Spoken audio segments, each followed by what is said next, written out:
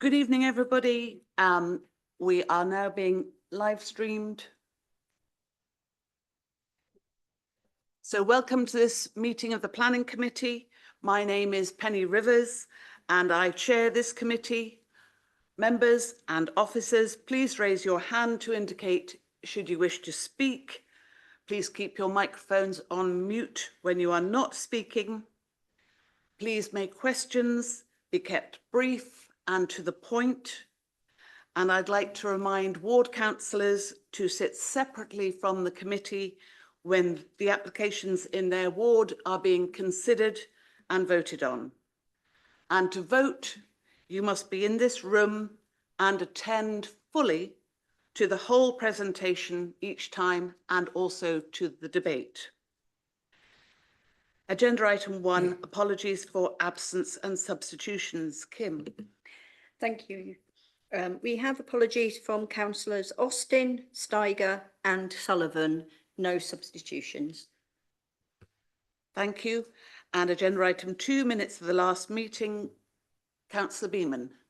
Yes, thank you very much. It's the only item I can think to bring this up actually, but it relates to the last meeting I chaired as the planning committee, and that relates to a question which was raised by Councillor Colburn about the remaining sang availability at Farnham Park. And I think it was an undertaking to give that information and keep us updated. Now I know there's a lot going on, but is that information available yet?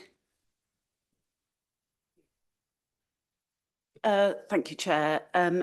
I don't have the actual confirmed date on this data on the sang capacity for you this evening.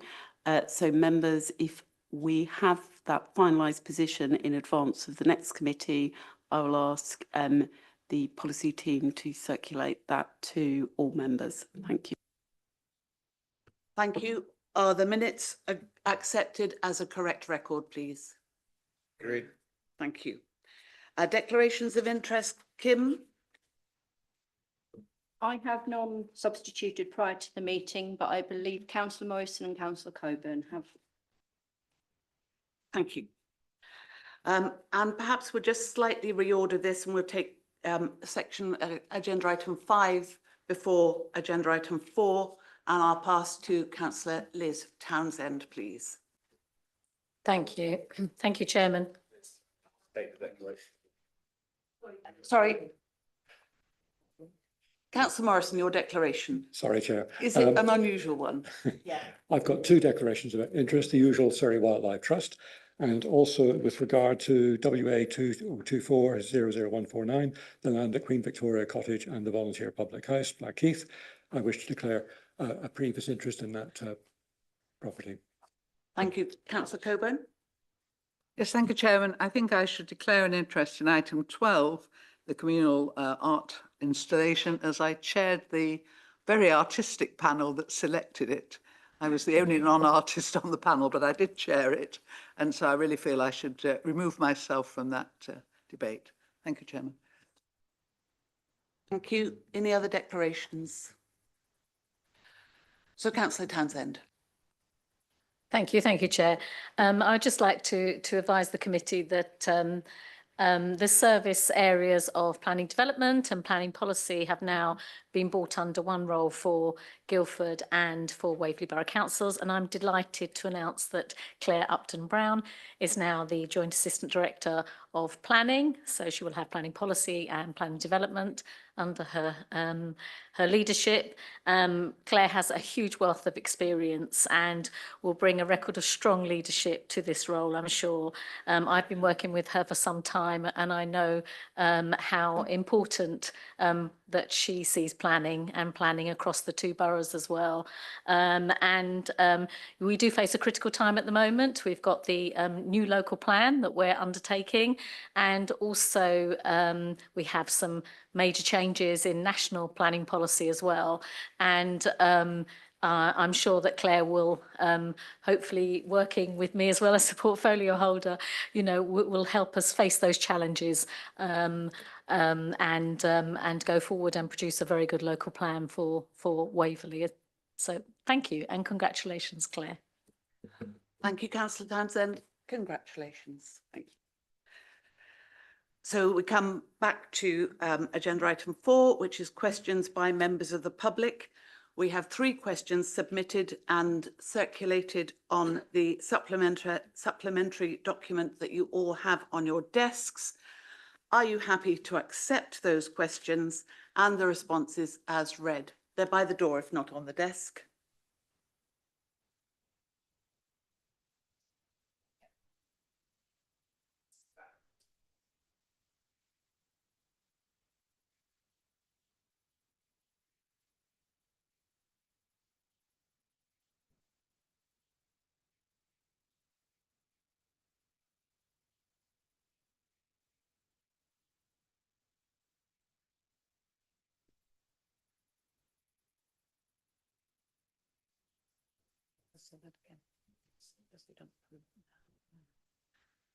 It could take quite a long time to read them. They've been considered by the planning, by Claire. So may I just ask you to accept the questions and her response, please?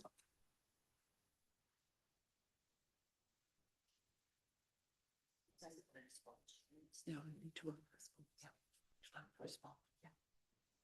Yeah. So members, just to confirm, you've got 3 quite detailed questions in front of you covering some quite complex matters.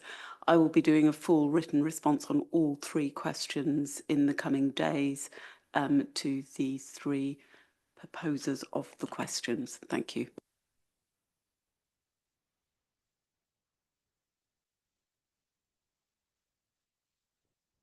Members, are you happy with that, or do you want to read the questions? In which case you will need possibly 10 minutes.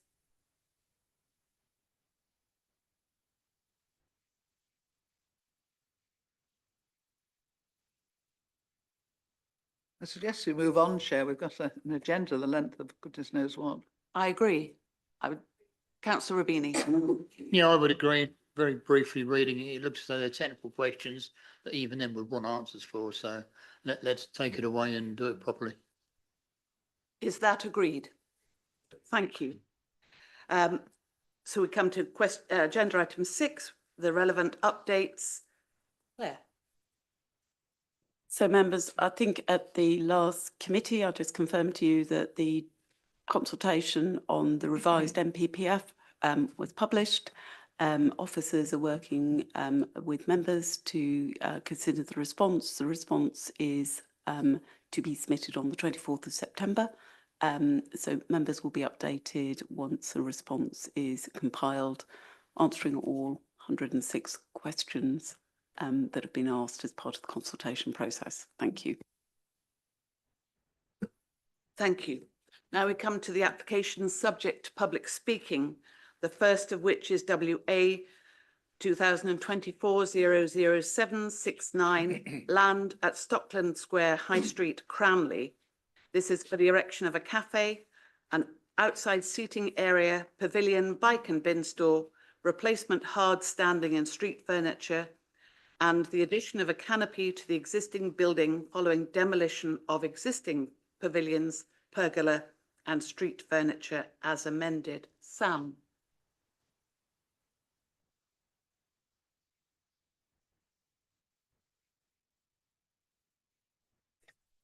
Thank you, Chair, and good evening, members. So just a quick update to the recommendation. We are recommending an additional condition, it would be condition 10, in relation to the use of the pavilion building. Details would be submitted. So the application under consideration is Stockland Square in Cranley. The planning application seeks, following demolition of the existing pavilions, pergola and street furniture, to erect a glazed single-storey cafe building with outside seating area under a part timber frame canopy, with a new ancillary glazed pavilion building, as well as addition of glazed canopy across the existing parade of shops, and entrance to the masonettes above. The square will also be re-landscaped with new hard standing, tree planters and street furniture with bin and bike store included. This application has been brought before the planning committee given a number of objections received.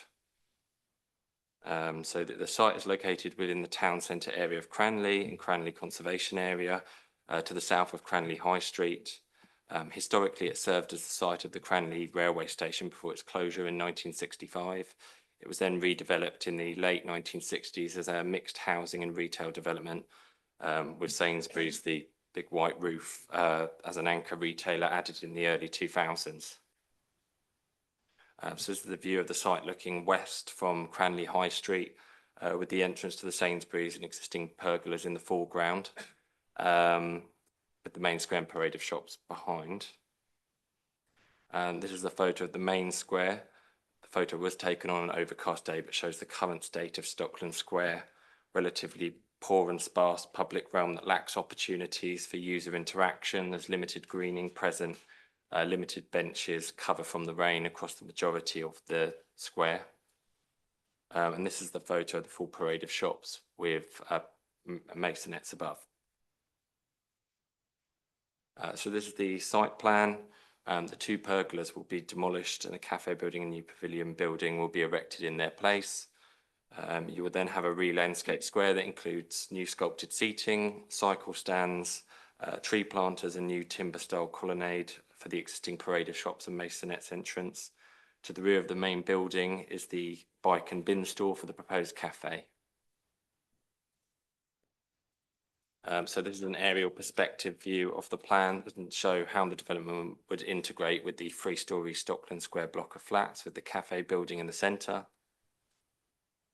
And then this is a perspective looking southeast from across Cranley High Street. The cafe building would continue to be set back from the high street, alike the existing pergolas, allowing spacing for those waiting at the bus stop and from the line of trees.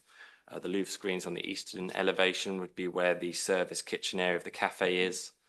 The rest of the building is floor to ceiling glazed and provides for active frontages on all elevations. The cafe building would also include a bus timetable display under the northern canopy, as well as a clock face to replace the existing Stockland Square clock. And so you've got another perspective looking east.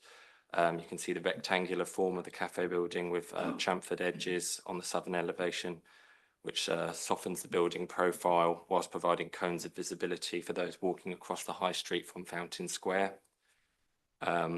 Also, whilst the proposal does add built form, it is felt that this creates a better sense of enclosure with the parade of shops, whilst also helping to create a more active piazza with outside seating under timber-like canopies.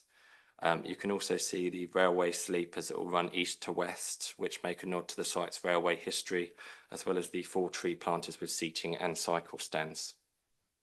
Next slides are some illustrative views in colour to give a better idea of materials and what the scheme would look like.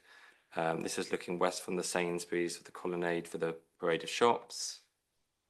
And this is a perspective looking northeast towards the cafe, out from the row of shops. So the main matters for consideration are the design and impact on visual amenity in public realm and impact on heritage assets. As discussed in the report, it's considered the development responds effectively to its surroundings and continues to reinforce local distinctiveness. The contemporary clean design would be appropriate given the immediate context, with Stockland Square specifically noted as being of little architectural interest in the Cranley Conservation Area Appraisal Character Area 2. The use of materials, the subordinate single-storey building form and enhancement to the existing parade of shops, as well as landscaping, would mean the development continues to respect the character of Cranley. It's also been supported by Cranley Chamber of Commerce, Waverley's Economic Development Team and Surrey Placemaking. In terms of heritage, the Historic Buildings Officer has identified no harm to the conservation area. The trees at the front of the site will be retained, which will help soften the impact.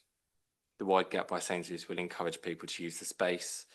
Furthermore, the proposed scheme, whilst visible from the Cranley War Memorial, would not alter how that War Memorial is experienced. For these reasons, officers are recommending approval of the application. Thank you, Chair. Thank you, Sam. We have some speakers. Charlie Minty. Is Charlie Minty here?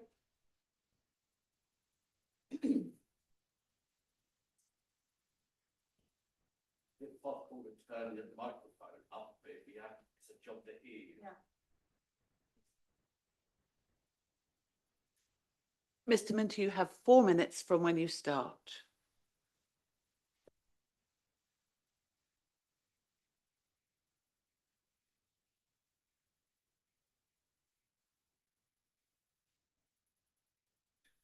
Thank you for the opportunity to speak to you tonight. My name is Charlie Minty from OSP Architecture, based in Farnham. We're the architects for this application. When we first took the project, we were acutely aware of the responsibility we had to preserve the special qualities of Cranley and the real opportunity to improve Stockland Square so that it contributes more to the village, both aesthetically and economically. The application before you was submitted on the 2nd of April, but there have been a number of iterations previously to improve the square. The potential to simply extend the shops forward is completely unviable as they just become too deep and unusable. Stockland Square is sure is a product of the 1970s, a bit windswept shopping parade, but with a very busy Sainsbury's as its anchor, all replacing the railway station. The quadrangle is open and unattractive space as the terminus of the historic Cranley shopping high street. The themes of living above the shop and mixed use in the town centre are commendable, but people hurry through the square to Sainsbury's and the high street beyond and back to their cars. Hence the footfall is there, but the limited appeal means nobody dwells in the space. The car park is outside the conservation area, but Stockland actually announces the high street character area too, which is defined as having a mix of styles, including the Stockland box style as set out by the case officer. The bus stop enlivens the edge of the space, and more recently Pizza Express, with its inside-outside dining space, encourages people to actually dwell. Having created a public square, the existing pergolas, etc. on the front, which are very traditional in appearance, are a bit cluttered, have proved not fit for purpose particularly, and are now unsafe and need replacing. The Wild and Green Cafe on the first floor at the northwest of the square uses this area, and it's intended to be re-provided in the proposals. Hence the smaller kiosk building, pavilion I think it was referred to, will be for that purpose. The proposals are not a building B&Q kit of parts, but a cohesive, modern, lightweight design, an intervention in the space to encourage people to dwell, meet, socialise, and coordinated with the shopfront enhancements as well. By tightening up the space between Stockland shops and the new building, people will be less inclined to hurry through the space, more inclined to view what's going on. The Cranley equivalent of Ed Sheeran busking in the square, live fever of England or Scotland's football team in the next cup final, Ellie Simmons in the Paralympics and the like. Weekly market, or just sit on the seating, parking their bikes in the space and people watching. To bring the space alive is positive for both the existing and the new businesses, supporting economic regeneration. To minimise disruption, the concept is of a factory-built series of repetitive building parts delivered to site, craned into position, bolted together, ready to trade. This off-site manufacturing process is quick, clean, minimises construction waste. Think Hoff House approach in Cranley High Street. The see-through framework of live frontages integrates the building quietly within the plaza, glazed cover overhanging for people waiting for a bus, with real-time information for bus operators. A bus stop is a building, or is a building as an active bus terminus. 30 seconds to go. So your planning officer's report's gone into detail, so I do intend to prolong your evening by repeating them, but I would like to make a few closing points. The square is currently underused. The square can and should present itself better. The new cafe and seating area would support, not compete with other businesses in Stockland Square on the High Street. And many alterations have been considered over the years, but this viable, deliverable and considerable improvement rather perpetuates the status quo. Thank you very much for listening. Thank you, Mr. Minty. Can I just check, Councillor Townsend, do you want to speak? You would. And Councillor you have moved, so that's fine. So Councillor Townsend and then Councillor Morrison, please. Thank you, Chair, for allowing me to speak. I'm only going to say a few things. As the applicant has just been mentioning, This has been an application which has been put forward and consulted with ward councillors previously, and changes. I'm very grateful for the developers for making some changes to the plans, for incorporating the nod to the heritage of the site, which was previously a station, including a clock, which I'm sure many residents will be glad about. Hopefully that is tied down within the application. And I would also like to reiterate, I know that there are a lot of people that have contacted me about, talking as if this is a council-led project, and just to reiterate that obviously this area is private land and this is a private planning application. So I do welcome the smartening up of Stockland Square. It's been long overdue. It is, understandable why the owners of the square would like to maximise the space there. It is going to create, a covered cafe area, and also on the other side, it's creating some cover as well, so that obviously in more inclement weather, that the buildings, if there's some outdoor seating, can be used. I'm very grateful that a condition is now being included to just tie down the usage of the glazed pavilion building. I do think that is important for residents to know what the usage of that building will be. All in all, I think that the developers have changed the box and made it far more interesting, adding the shuttered wooden sort of Velux sort of look, not Velux, whatever it's called, sorry, whatever the name of it is.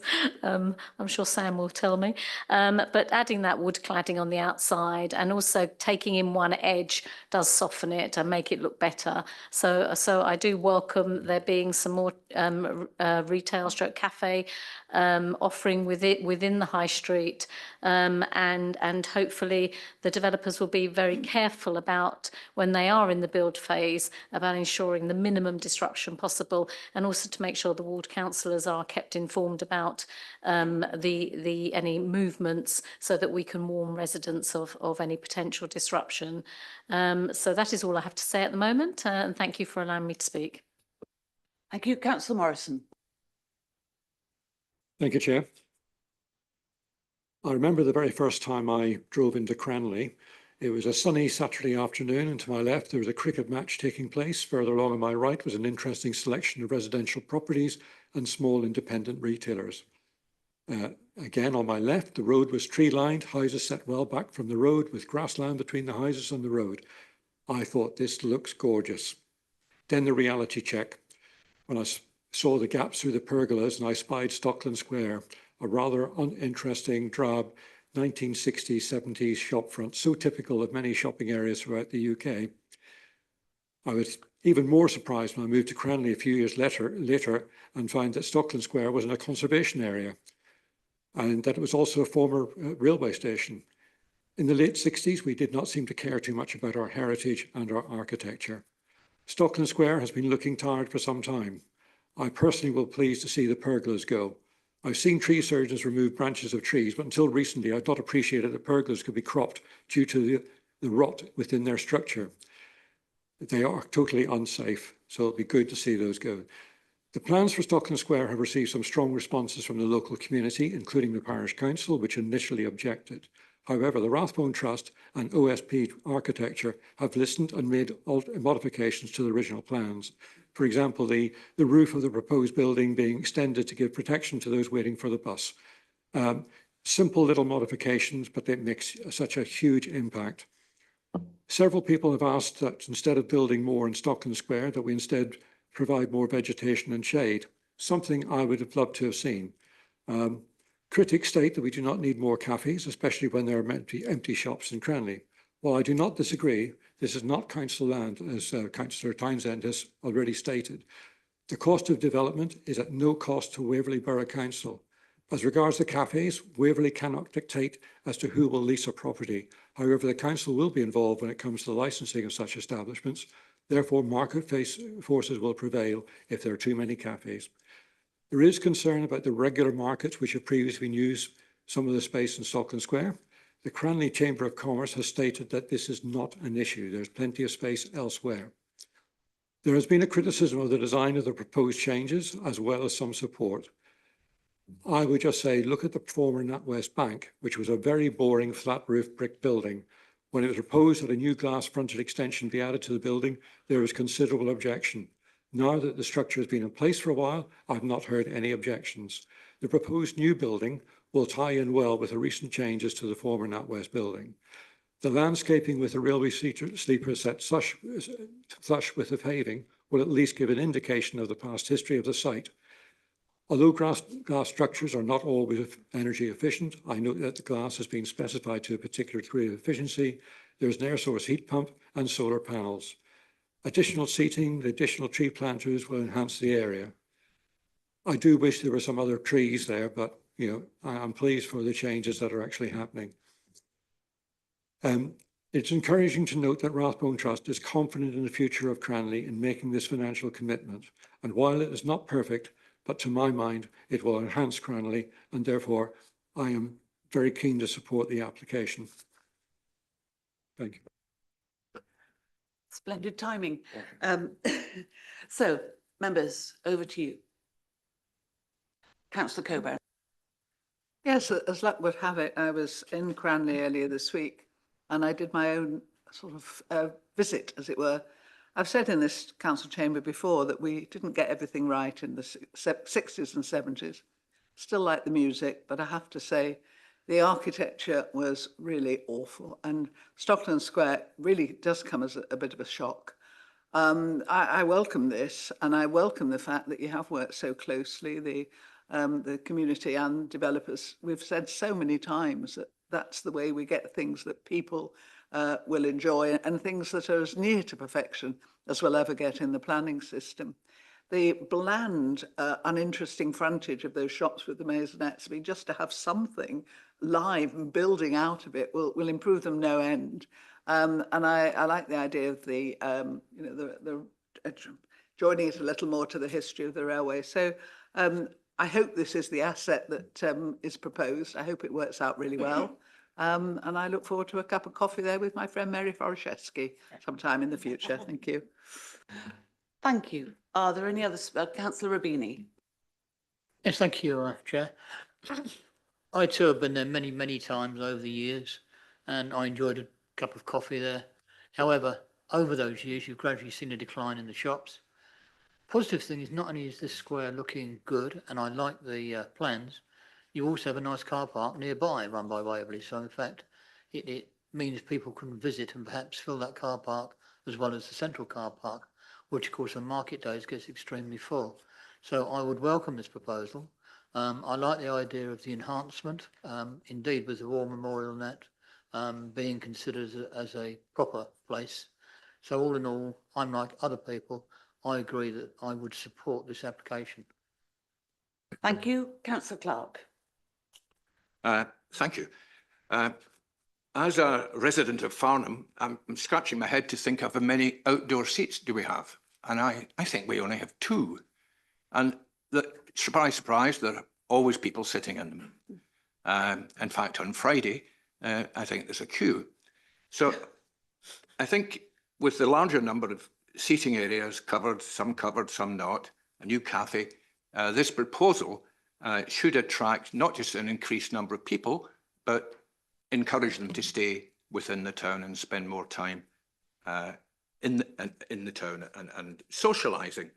And this is all about regeneration of the high street, which so many towns are in desperate need of. So I'm in full support. Thank you. Thank you. No other speakers? So we'll move to the vote and we'll use the console. So 4 is on the left, abstain in the middle, and on the right is against. Please vote.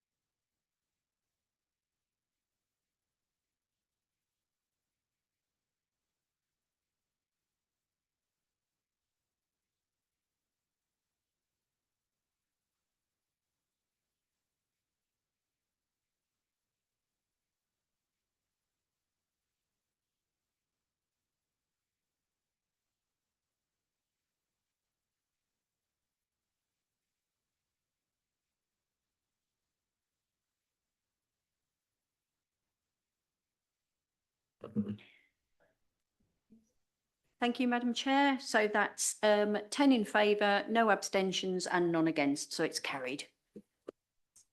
Thank you, Kim. The next application, number 9 on the agenda, is WA 2024-00982, land at 69 the High Street, Godalming. Sam, this is over to you again.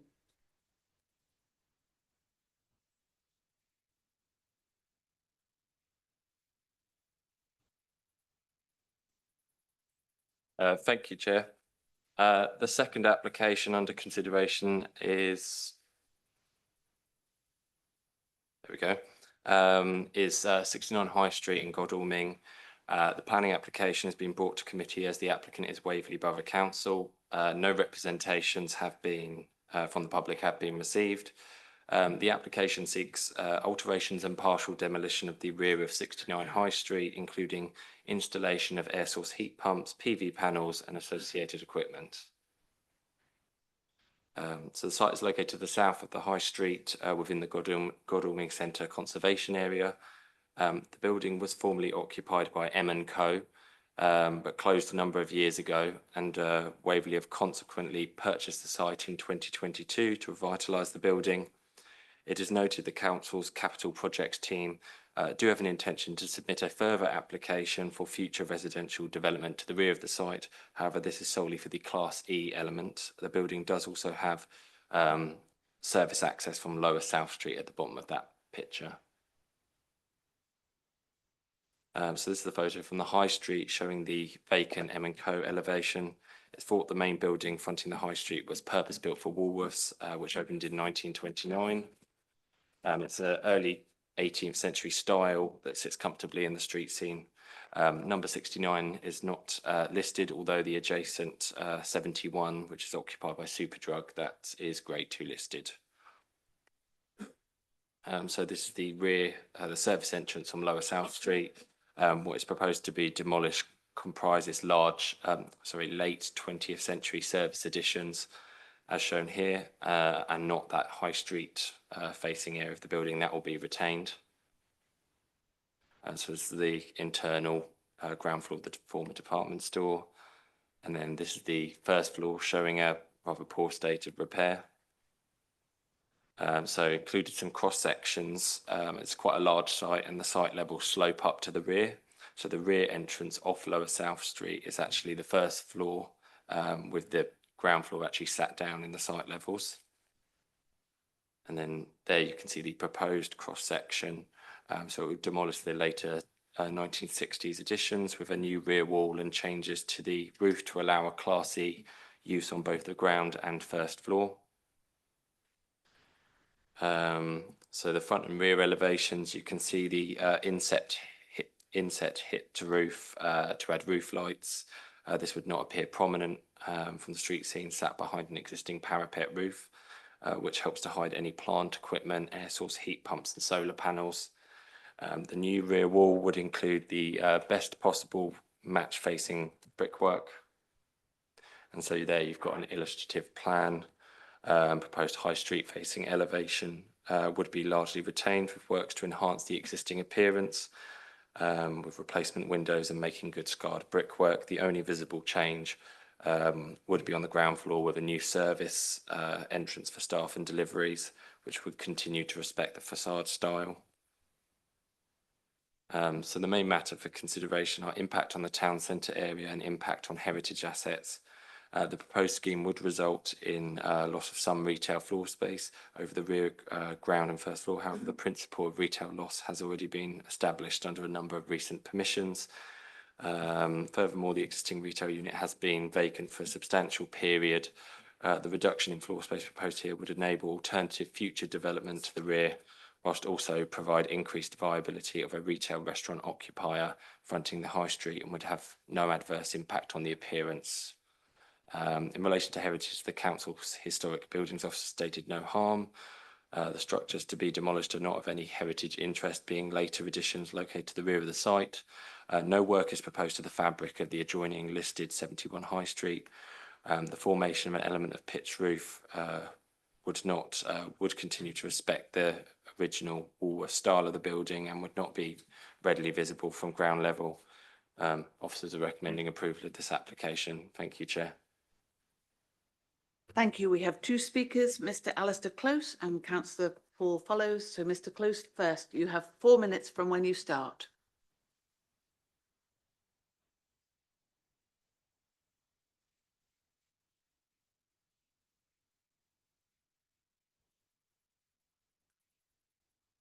Good evening, members, and excuse me, thank you for the opportunity to speak. I don't intend to say too much as it's a full agenda, and hopefully members are in agreement with your officer's comprehensive report confirming the proposals are in full accordance with relevant policies. Ordinarily, such a minor application, which has raised no objections, would be dealt with under delegated powers and is only before you as it is an application by Waverley Borough Council. The site has been vacant for some time and contributes nothing to the vitality and viability of Godalming High Street. Members will be familiar with the well-documented pressures facing UK high streets, such as from online shopping, and the reality is that demand for space of this size in locations such as Godalming is limited. The site is further compromised by level changes towards the rear, whilst remedial works have already taken place to remove large amounts of asbestos from the building. To secure investments and keep our high streets alive, such sites need to be repurposed to reflect modern requirements. The proposals will enable this to happen and deliver many benefits. The interior will be transformed, removing redundant space and replacing it with a modern environment.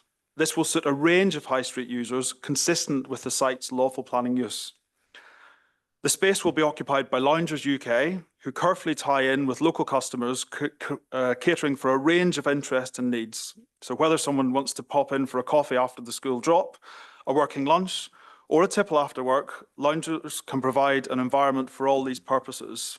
Further, each site will be linked with local charities and initiatives, for example, reading groups, young mum support networks, Christmas and other endeavours.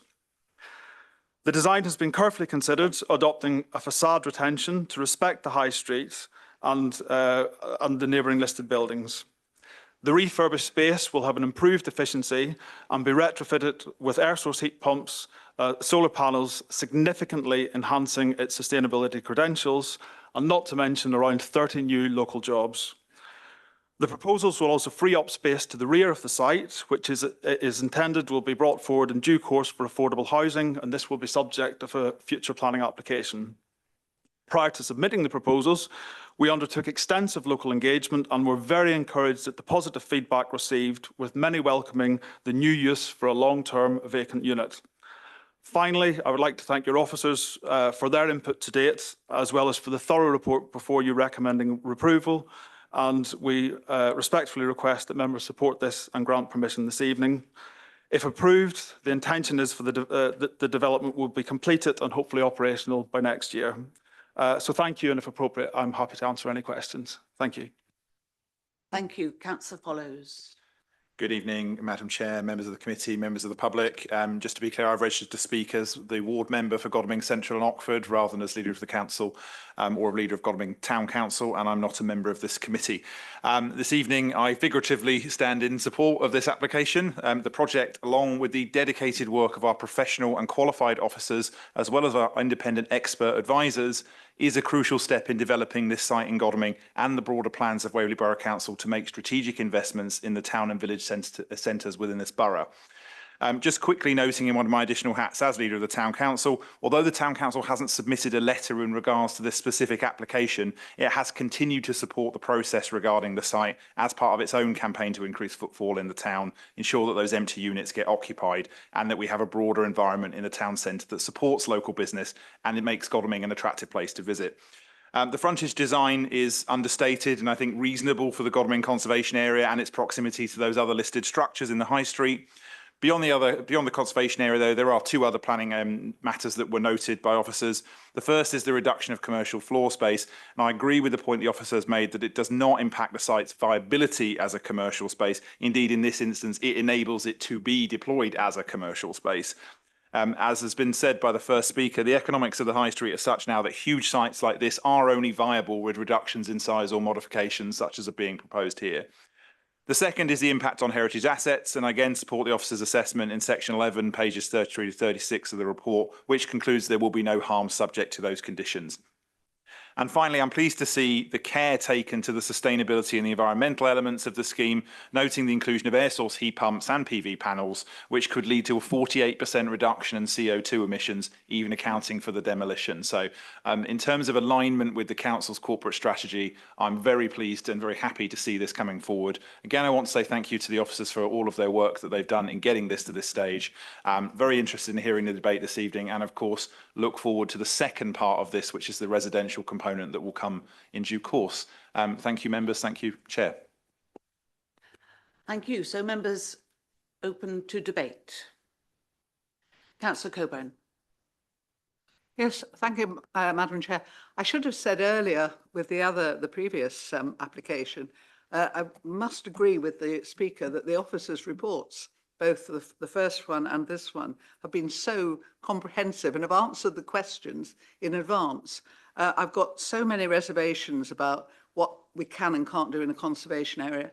And it seems to me that what we're proposing here, well, it wouldn't have come to us normally, would it? So, you know, is highly suitable for that shop. But it does break my heart a little bit that we cannot always identify owners of buildings in conservation areas and ask them to maintain buildings up to the level that we would like to see. Certainly in Farnham, some of the shop fronts are definitely not really adding anything to the conservation area, but we are always told that we are limited as to what we can do.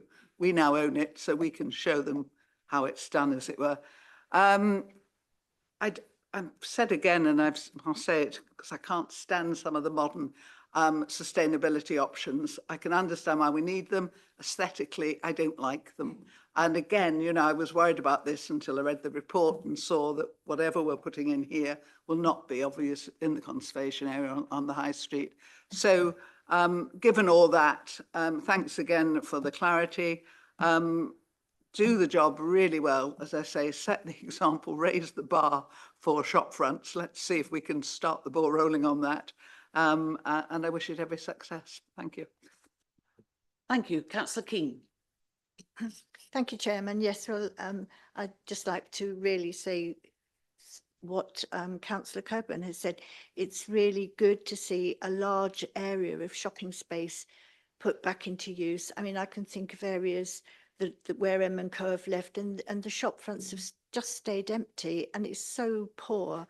And I just think that it will draw people back into Godalming, which is something, you know, town centres need. So I'm all in favour of this, and I think it's going to be a jolly good development. Thank you. Thank you. Councillor Rubini. Yes, thank you, Chair. I agree with what's been said. This brings a shop front back into use.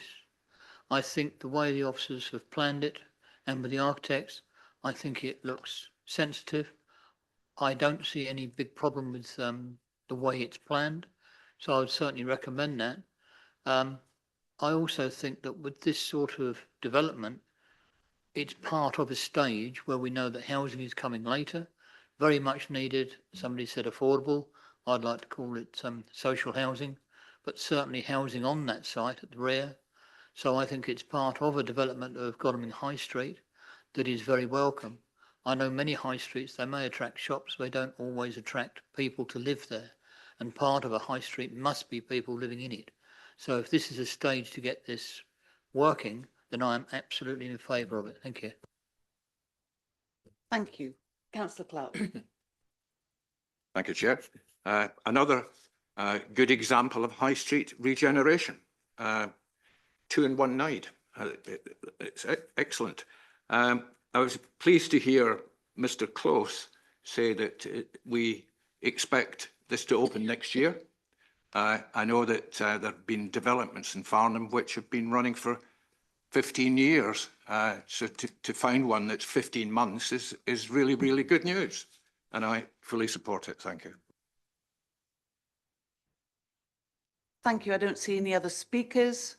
So we'll move to the recommendation. Vote when the little lights tell you to, councillors. 4 For is on the left and against is on the right.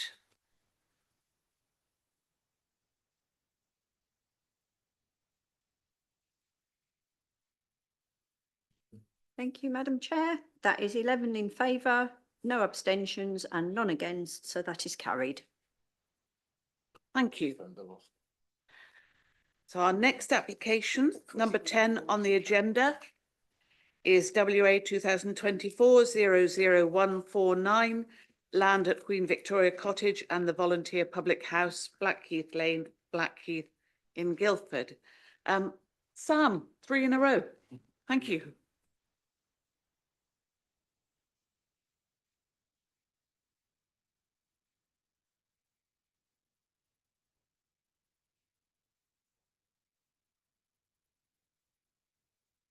There you go. Thank you, Chair. The next application under consideration at committee is Queen Victoria Cottage, the Volunteer Public House, also known as the Villagers Pub in Blackheath. The planning application has been brought to committee on the request of Wonersh Parish Council in relation to the loss of the public house use. The proposal is a full application for change of use of the public house to residential to form one single dwelling with the adjoining dwelling Queen Victoria Cottage. So the Villagers Pub is located on the north of Blackheath Lane, surrounded by Blackheath Common SSI. It's located in the Greenbelt outside settlement and Surrey Hills National Landscape in AGLV and is listed as an asset of community value. The site has had an extensive planning history, which is fully detailed in the officer's report. This is an aerial view of the vacant public house site in 2012 before subdivision. And this is the most recent aerial photo from 2021 showing the subdivision of the site with 2 dwellings, Queen Victoria Cottage and Prince Albert Cottage to the east. The adjacent parking area serves footfall to the SSI and is not in the ownership of the applicant. So this is the Villagers Public House from Blackheath Lane in 2009. And this is the site now. Queen Victoria Cottage is right of the picture, and the small section of the building on the left with the brown door represents the extent of the public house. This is another picture of Queen Victoria Cottage and then the adjacent Prince Albert Cottage on the right. And then this is the view looking northeast. To the rear, this is the remaining public house on the right. And then the Queen Victoria Cottage is in the centre. So internally, this is the ground floor upon entering, showing the full extent of what remains of the public house with narrow walkway with beams limiting floor space. This is the rear of the building. The width of the main narrow section of the public house is just 2 metres. And this is the size of the kitchen area, 8 metres squared, which was barely enough to have space for 2 storage racks. So here we have an existing and proposed front elevation. The only change here would be to block up the front door. And on the rear elevation, some minor changes to ground floor fenestrations to include Velux doors. So the existing floor plans are shown in the officer's report showing the extent of the floor space, which was well below what had been previously stated in previous appraisals. The existing, so the floor space does not take into account usable floor space, given the ground floor plan is interrupted by 2 support beams. Hopefully members can see the figures here, but there is less than a metre gap between each support beam and sidewall. The full width of the rear of the site is 2 metres. The kitchen measures just 1.9 metres wide and is 9 metres squared in total. The remaining floor space of the villagers is significantly constrained. Sorry, it appears a slide has gone missing, but it was just saying the main matters for consideration. So we have detailed extensively within the report both the planning and enforcement history of the site as well as its listing as an ACV. Notwithstanding that history, this is a fresh planning application and must be judged on its merits. The main matter for members to consider is whether sufficient evidence has been provided to demonstrate the facility is no longer required and that suitable alternative uses have been considered in line with policy ICS 1 of the local plan part 1 and paragraph 97 of the MPPF. Firstly, officers have recognised the intentions of the Blackheath Village Society and given this the relevant weight when arriving at this recommendation. However, it needs to be emphasised that ACV regulations only allow a community the right to bid, not the right to buy or set a price at which the asset is sold. The Blackheath Village Society have, over this substantial period of time, had the opportunity to bid multiple times when the site was openly marketed. However, unfortunately, the local community bid may not be the successful one, as has been the case here. Simply because a community bid has been unsuccessful, it does not mean suitable alternative uses have not been considered. In any event, the public house closed operation in 2011. Over 13 years have since passed with 3 different owners of the site, and there is no substantive evidence to suggest that a licensed operator or community-led operation would be successful or viable in taking on the site. In line with the surveyor's evidence submitted, the site constraints that include its isolated location, a poor and smaller floor space than previously stated, lack of adequate parking, no public transport to and from the site, alternative community and public house sites available to Blackheath residents both by car and on foot, with 10 alternative sites within 1.8 miles. 6 years of marketing particulars over the course of the 13 years the building has remained vacant, 3 of which with a national licensed operator specialist Fleurettes, and lack of evidence to demonstrate a successful community bid or community-led model have demonstrated sufficient evidence that this facility is no longer required and that suitable alternative uses have been considered. As such, the planning balance assessment concludes the proposal is in accordance with the development plan and planning permission is recommended for approval. Thank you, Chair. Thank you, Sam. We have several speakers. The first is Mr. Williams. Is Mr. Williams here?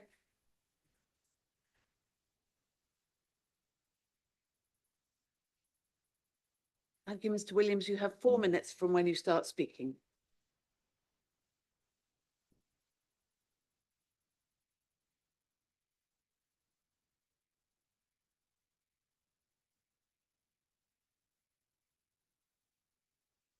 Thank you.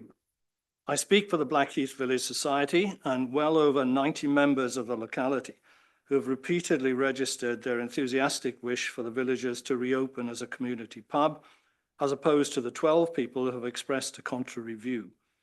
This wish has been supported by the Parish Council, 2 local MPs and many others, and emphasises a resolute eagerness for something that was until recently a focal point of the community. And as we've heard, recognised as such by its repeated designation as an asset of community value.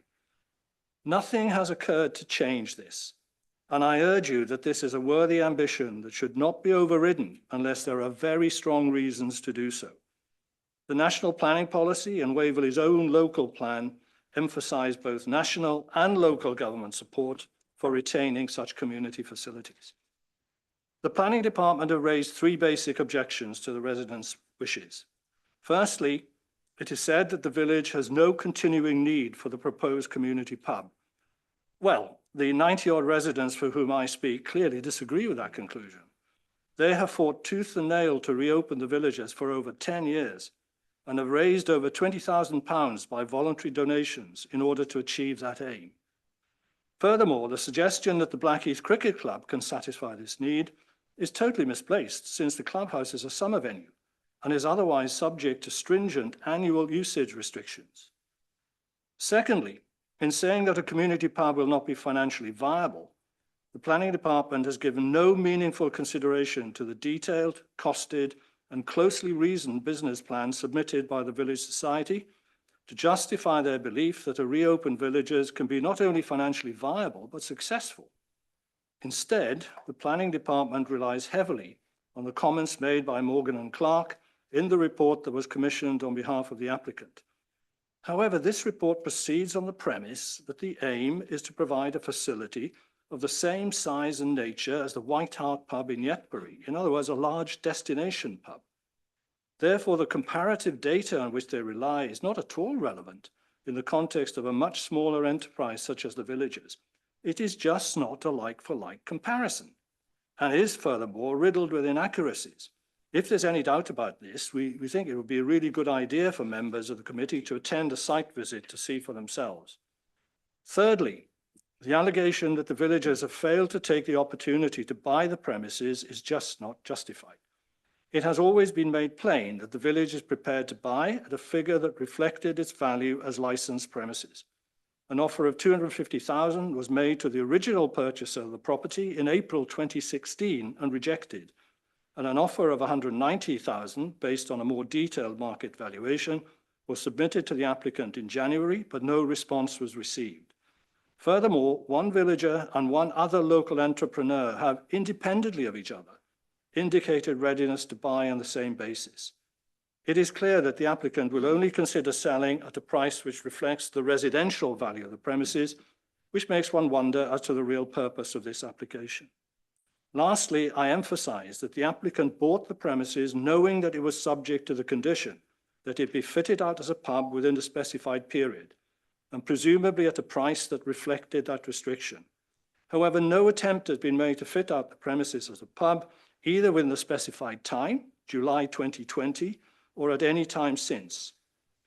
It is a matter of the greatest concern to the local residents that no attempt has been made by the council for over 4 years to enforce compliance with that condition, and they must reserve all their rights in that regard. If this application is successful, the applicant will, having chosen to ignore planning restrictions, gain premises of substantially higher value. Therefore, we believe you, the committee, now need to choose between public good and private gain, and the local community is relying on you to do the right thing. Thank you. Thank you, Mr. Williams. We now have Ben Moore to speak. I don't think he's attended. Okay, so no Mr. Ben Moore. Councillor Max Gibbs. Thank you, Mr. Gibbs. You have 4 minutes from when you start.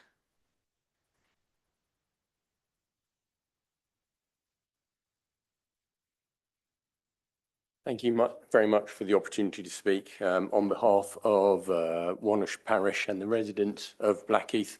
I make no apologies for repeating some of what you've just heard. The planning recommendation you have is predicated on whether the applicants provided evidence there are alternatives for the community needs and that a pub wouldn't be viable, and these are clearly incorrect. And the reality is that there are 3 considerations that should be taken into account on this change of use, and they need to be considered together to come to an appropriate decision. First of all, you've heard about the ACV. The ACV has been granted and re-granted a number of times because it is an asset of community value, and there is no mistake in that.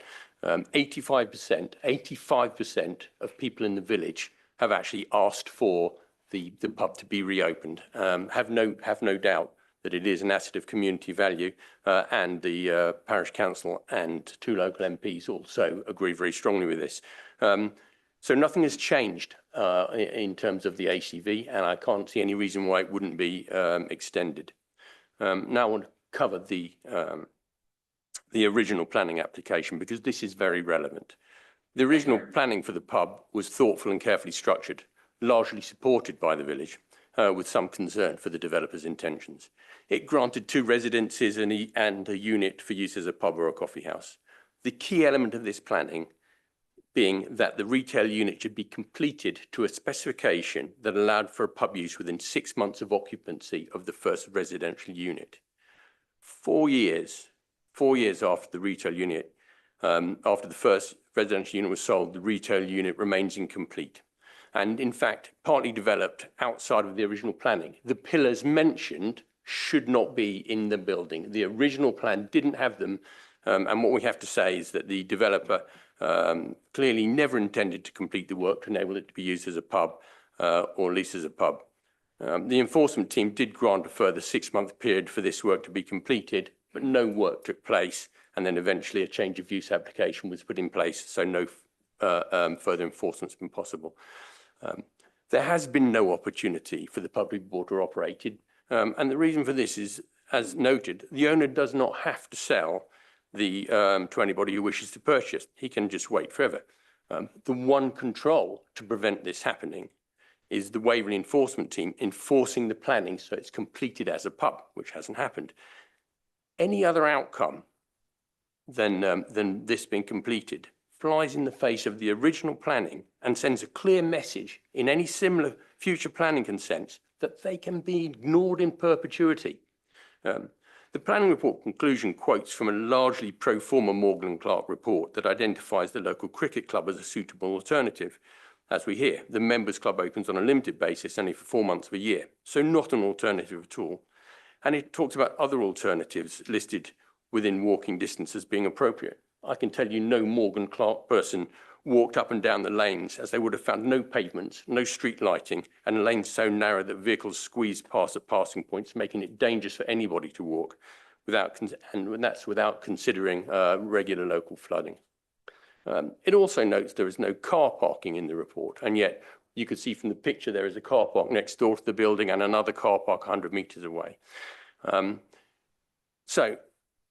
The other issue it raised was the lack of public transport. Now, we all know Surrey village residents don't use public transport to go to a cafe or pub. They run their 4x4s there to bring their children and dogs, and that's the sort of people that would come to the pub or coffee house in the village in the future.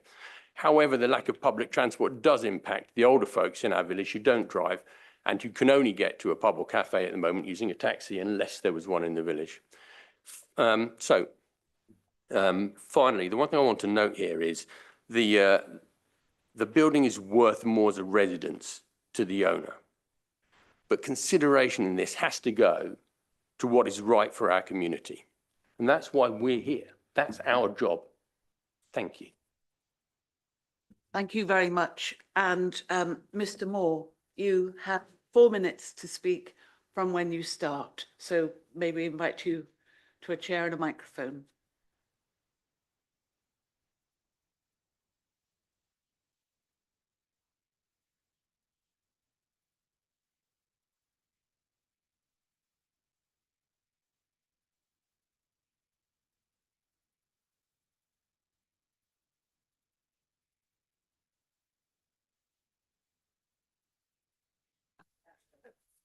Thank you.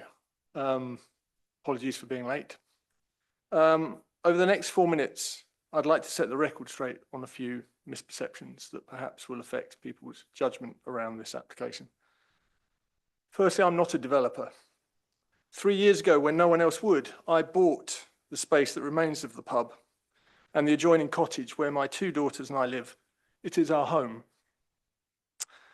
This application seeks to rejoin our cottage and what remains of the pub back into one. The planning officer's evaluation of the complex situation has been thorough, and the recommendation to approve recognises that in reality this is the only feasible, sustainable resolution. Importantly, the officer's report confirms this application meets all of the legislative and planning policy requirements for approval today. However, the group that have, without success, sought to raise enough support within the community to retain the pub have been very active in encouraging objections from a wide area beyond the village. Importantly, though, their position and the narrative around it is built on information that is incorrect and misleading. Usable floor areas verified independently by surveyors and the planning officer are significantly overstated, as are the levels of support within the community. As a result, the proposal and financial model that they have put forward are both equally flawed. Since 2016, 4 separate expert reports have now been submitted to Waverley. They have all independently set out substantial concerns as to the commercial viability of the remaining space. The first of these was produced by Davis Cofer Lyons, whom the Villagers Pub Association commissioned in 2016 for their original planning application. DCL based their evaluation on incorrect floor areas taken from proposed plans provided to them by Mr. Brodie. Their report advised the maximum turnover we could currently envisage from the much smaller public house would be £200,000 per annum. Please note that viability could be an issue at that level. As a general rule of thumb, any turnover below 250,000 makes the viability of a public house questionable. They repeated this warning multiple times in their report, but inexplicably it appears to have been overlooked or ignored by both the Pub Association and the Council, although not, importantly, by the majority of villagers who decided against investing when the Pub Association sought to raise the funds needed to buy the property via a community share scheme. In reality, the actual floor areas that remain for trade in the kitchen, which is smaller than an average estate car, total only 54% of the figures on which DCL already advised would deliver a turnover 20% below the minimum viable threshold for it to be sustainable. This is critical to anyone's perception of its commercial viability. More detailed analysis with full access to the space by specialists Morgan and Clark, certainly not a pro forma survey and report, earlier this year concluded that a multitude of immutable factors, including the size, location, internal structure, context and existing local competition, made the remaining space operationally unfeasible and commercially unviable. Finally, I mentioned that the levels of support within the community have been significantly overrated. The pub associations have consistently and very publicly claimed to have the support of 70, 80, sometimes even 90% of the Blackheath community. On my inquiring where this figure comes from, Mr. Brodie directed me to a petition the pub association carried out at the village Mayfair in 2016. Basic analysis of that petition reveals that of the 191 households that expressed support to retain the pub, only 8 actually resided in the village. Only 8. That's 4% of the Blackheath households. Extending the base to surrounding villages, e.g. Blackheath plus Wannish plus Tillingbourne, to include all signatories, reduce this number further to 2.5%. Again, this figure only decreases if you broaden the base to include objectives from Wannish in the planning application, which stands at 3%, then Tillingbourne at 0.8%. It would appear that the majority of the village and the surrounding communities either don't want a pub or don't care about a pub. Either way, to claim to represent the majority of the community is a misleading fallacy. Anecdotally, dozens of people have stopped me as I've been out working in the garden or outside the building to express their frustration with the situation and support for this application. Thank you very much. Thank you very much. Thank you. And you turn your microphone off, that's right. Now there's going to be a statement read by Kim on behalf of Councillor Austin, who cannot be here. Thank you. Good evening. You have now heard the strong views of BVS and the Parish Council in respect of this application. It is our opinion as ward councillors that it is not appropriate this application has been brought forward. This application should be refused or the decision adjourned. Local people are rightly very frustrated that WPBC has not enforced a significant planning condition for over 4 years. As a result, this asset has been used for years in blatant breach of planning. The asset has then been traded privately, which means the provisions of the designation as an asset of community value have not been able to kick in, at which point the community would have been able to bid for the property. We agree with the objections of the current MP, Jeremy Hunt, and previous MP, Angela Richardson, which describe the importance of this designation as an asset of community value. We do not feel that this designation has been given appropriate weight in the officer's report. There are further areas in the officer report which we believe are incorrect or are not sufficiently evidenced. 1. The officer statement that the community facility is no longer required is incorrect and not sufficiently evidenced. Blackheath Village has prepared a business plan and have demonstrated they would have been and are able to acquire the asset. We have all seen emails demonstrating previously submitted offers and current requests to bid. These have been ignored by the owner. The Morgan and Clark report submitted by the applicant is misleading. As someone who visits here nearly every day, I confirm commentary of other local people that this is a busy location right next to the main entrance to Blackheath area of special scientific interest, which is a major attraction with significant footfall. This specific location would benefit from a community facility, and there is demand and evidence that this would be successful, demonstrated not least by the coffee van now sited in the car park adjacent to the property itself and nearby the Forge in Shamley Green. Parking adjacent to the asset is confirmed in writing, and so we disagree with the report on this point also. The previous vendor and current owner have proceeded fully in the knowledge that the property is not planning compliant, with potential enforcement action to be taken against it, and they have proceeded therefore entirely at their own risk. This planning application should be refused or adjourned. We disagree with assumptions made in the officer report in order to arrive at the recommendation for approval. Further, only once the provisions of the ACV have been exhausted or removed, then and only then would it be appropriate for the applicant to apply for a change to residential use. Given the various outstanding legal and technical issues in this asset, we fully understand Blackheath Village Society's intention to refer this matter to judicial review should the decision be approved today. Thank you. Thank you, Kim. Councillor Morrison, you would wish to speak and then I'm afraid you have to leave us. Councillor Morrison. Thank you, Madam Chair. I'm a former publican and my brother has been in the licensed trade for 42 years. I did actually try to buy the Villagers 21 years ago, which is a very long time ago. Despite the much reduced size, I believe the business model proposed by Blackheath Village Society is viable. But rather than just listen to me, I think it's interesting to take heed of what CAMRA have said. In their report, they said, turning to the planning application that's been submitted, in particular the viability report produced by Morgan and Clark, this is a comprehensive assessment of the viability of the pub, and it is pleasing to see the assessment is being carried out with reference to CAMRA Public House Viability Test. However, whilst I could argue on some of the points of detail, I feel the key flaw in their assessment is that it's based on an operating model of a large food-led gastro or food pub or family pub. Such a pub may not be successful in Blackheath, but there are other types of operations, such as a community-based pub model that has been put forward by the Blackheath Village Society, but it is not considered in the assessment. The community-based pub is a very different approach and far more likely to be successful. I'm aware that the BVS has developed a detailed business plan that clearly demonstrates how this could be a viable business, but the Morgan and Clark assessment erroneously overlooks this.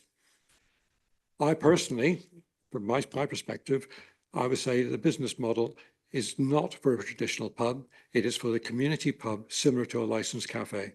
The business model is not envisaging the business to be a destination pub. It is going to be for the locals and the people who pass through the Blackheath area. As a publican, my favourite customers were the locals in walking distance of my pub, the ramblers, the dog walkers and the cyclists. That is exactly the type of customer who use a community pub, such as the Villagers. It is a vibrant, affluent village surrounded by fantastic countryside with a multitude of trails and walks to explore. As the Morgan and Clark report states, the land registry says the average house price is by 222,000, whereas in the Blackheath, Rightmove states that the average price is 790,000. That indicates a higher disposable income and more likely to survive when there's a downturn in the economy. The Villagers is envisaged a community hub and licensed cafe to enrich the lives of locals, walkers, riders and visitors to the village by offering teas, coffees, light snacks, limited meals, pastries.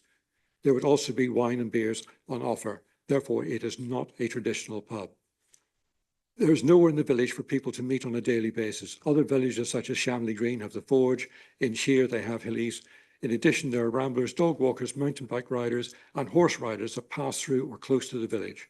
The success of the Pull and Pour coffee concession operating from the car park 2 days a week shows that there is demand.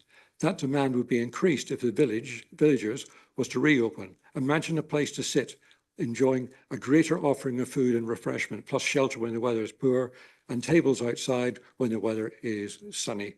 Since COVID, many people are working from home several days a week. You need to get away from your desk, stretch your legs. If you can go to the Villagers for a coffee or a lunch and enjoy some essential social interaction, which is a big downside to working from home. Many people bought dogs during lockdown and are now experiencing delights of long walks and trails such as exist near Blackheath. The potential trade has only increased since the Villagers closed and the advent of COVID. Living overseas, we used to have a phrase saying attitude adjustment hour. That is, after leaving work, have a beer or a glass of wine in preparation for chilling at home. The Villagers would serve that demand as well. The report states that there are numerous pubs within a short distance, but these are conventional pubs, and if you live in Blackheath, you need to get in your car to visit them. Hence the appeal of a community pub. Residents do not want to get in their cars, negotiate the narrow roads, and the report mentions then drive home after an alcoholic drink. The report mentions Cricket Club, as has already been mentioned by previous speakers. It's only open for 4 months of the year. There is a statement there's no parking. On the WBC planning website, the owner of the land states clearly that they would be content for an arrangement to be made for suitable car parking. There is also parking at the top end of the village, close to the villages. It is not going to be a destination venue, therefore there will unlikely be much demand for parking. I'd also like to turn to marketing. They did market through well-established licensed trade agent Fleurus, but Gascoigne's were then the agent, and this was around the time of the first COVID lockdown. No price, little information. When selling a pub, it takes 12 months. Thank you. Thank you, Councillor Morrison. Councillor Barker-Lomax, I am unsure whether you're here as a substitute for Councillor Austin, but you were late and missed the presentation, so on this application you cannot vote. Are there any speakers? Councillor Lomax. Thank you. I did check on the councillor's bulletin this afternoon, and it did say that this would start at 1900. That's why I came at 1845. The meeting started at 6. We move to debate. Councillor Beeman. Just a question. If it's an asset of community value, aren't they allowed to sell it at a discount to the normal prices?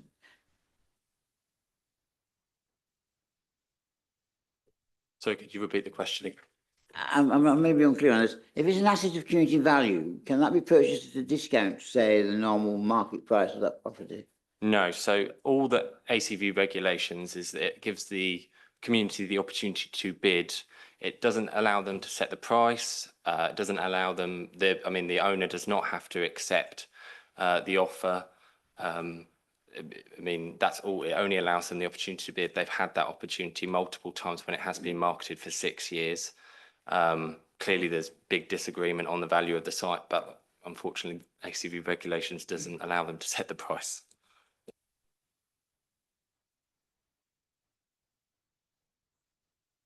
Councillor Coburn. Are we debating rather than asking questions? Yes, this is so much more difficult, isn't it, than the previous two, which just seem to be win-win-wins. I feel for the villagers, but we're here as a planning committee looking at planning. We know what the borough needs in terms of planning, and we've heard from the officer, and again, I won't congratulate you again, otherwise you really will be blushing all over your face. But again, a very comprehensive report with many of the questions answered in that report. ACBs, as we know, they're material considerations, but as the officer says, they confer very little other than that opportunity. And if you don't take that opportunity when it's available with the cash, you don't have any other sort of benefits from them. So whereas I can fully understand people wanting a place to go and have a glass of wine at the end of a long day, I think for this particular application, I think you'd have to find another answer. We have done enabling developments before. I remember the one in Frensham, those of you who were around in that time, and it was very controversial because they wanted to build some cottages, and people said, oh, you can't possibly have any more cottages in Frensham. But we enabled them by doing a community shop. And in fact, over the top of it, there's a community meeting place for the parish council. That's been a terrific success, and I think there's an answer for the village, but I don't think it's this one, I'm afraid. I think I agree with the office on this, in this particular case, that the use, much as I regret the use of a pub, the loss of a pub, and certainly it's a pity it's been so muddied by the previous application, with the condition that was never then chased up. But given where we are, I think reluctantly I'm going to have to support the officers on this one. Thank you. Councillor Rubini. Thank you, Chair. This appears to me to be the difference between a wish and fact.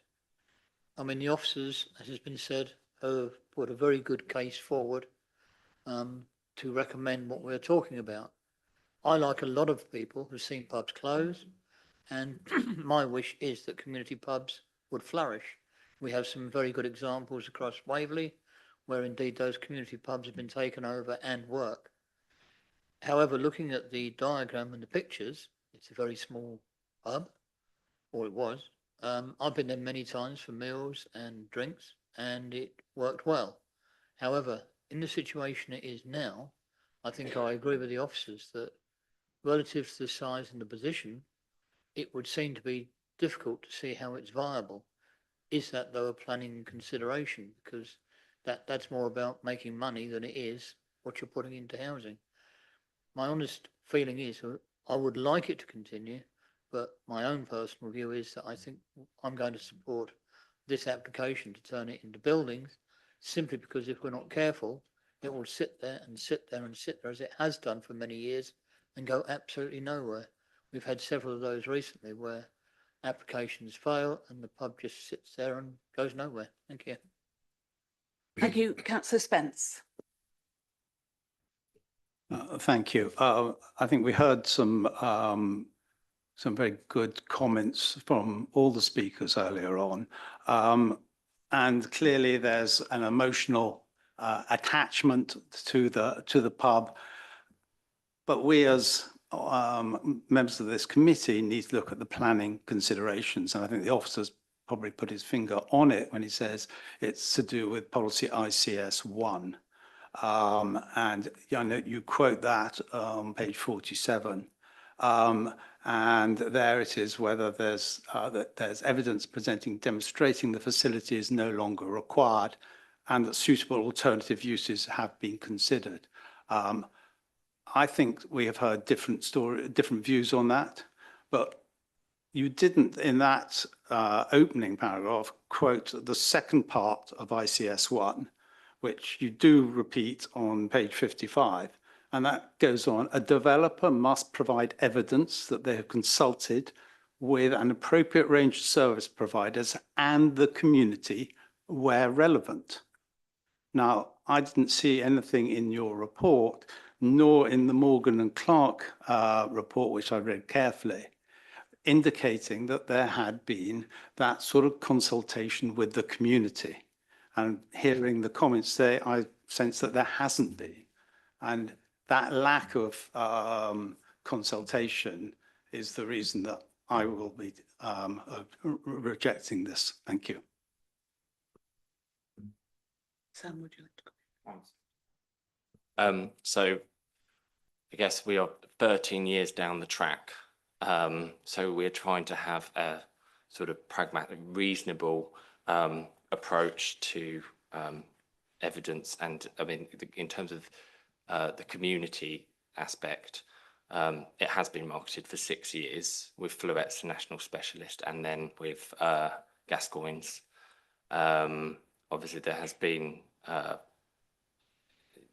with that as well as other matters listed in the report, we consider it does meet ICS 1, but I think I probably should add to that. I mean, the fact that you've got a range of the community here this evening that will be clearly involved in the marketing and the history of this pub, I think it would be very difficult, particularly if we were in an appeal situation, to say that the community knew nothing about this, because I think we've all evidenced this evening the passion within the community and the desire for this to be retained, which might, whilst that might not be a formal consultation, and clearly there's no definition of what the consultation is in the policy, I think anybody would take a view, listening to what we've heard this evening, that the community being fully aware of the situation and fully involved in the situation over the quite long period that this matter has been rumbling on within the community. Thank you, Councillor Clark. Thank you, Chair. Well, over these many years, no one has come forward to purchase this property, successfully make an offer to purchase this property to run as a public house. And what has happened during this period is that part of the building is now 2 dwellings, leaving a very unusual shape left. And I can understand, because of that, why BVS are now promoting the idea of a village hub. However, the value that makes a community hub viable is obviously well below the residential value. And the owner is under no obligation to lose that value. And I think we have 2 points that we should be considering.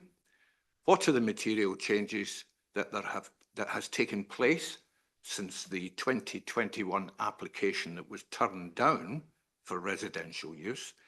And what is the correct valuation of what's left of the original building, whether this is a pub, hub or residential? However, only the first point is a planning matter for the committee to discuss. The value of the asset is in fact a matter for market forces. Thank you. Thank you. Are there any other speakers? No. So we'll move to the vote, which is that the recommendation is that this should be granted. So when the lights show, please vote.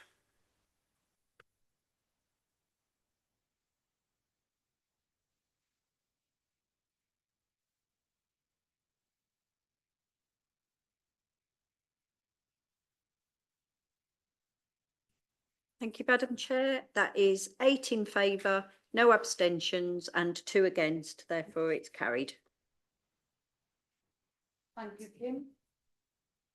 And we move now. Oh, well, thank you very much. Thank you very much, Sam. And a safe journey home. We come to agenda item number 11, which is WA 2023 02678, land at Headway House, Crosby Way, Farnham. So we wait till these people leave. Yes. Alistair, when you're ready, over to you. Okay, great, thank you.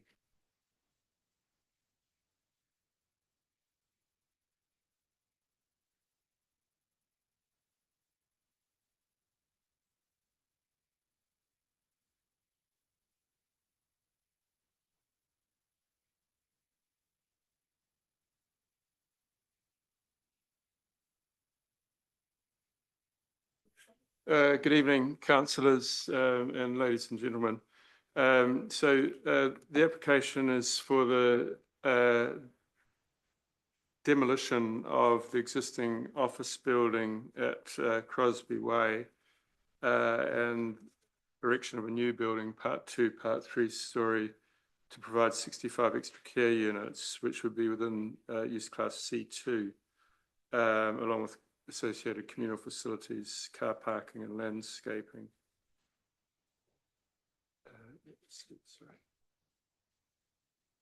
So the site, as I said, is currently in employment use within an employment area, which is protected under local and neighbourhood planning policy. Oh, sorry.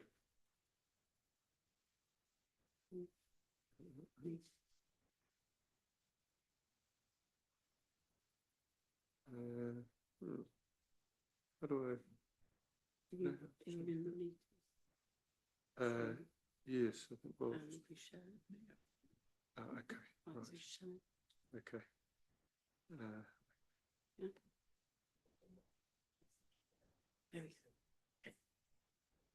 Okay. Apologies for that.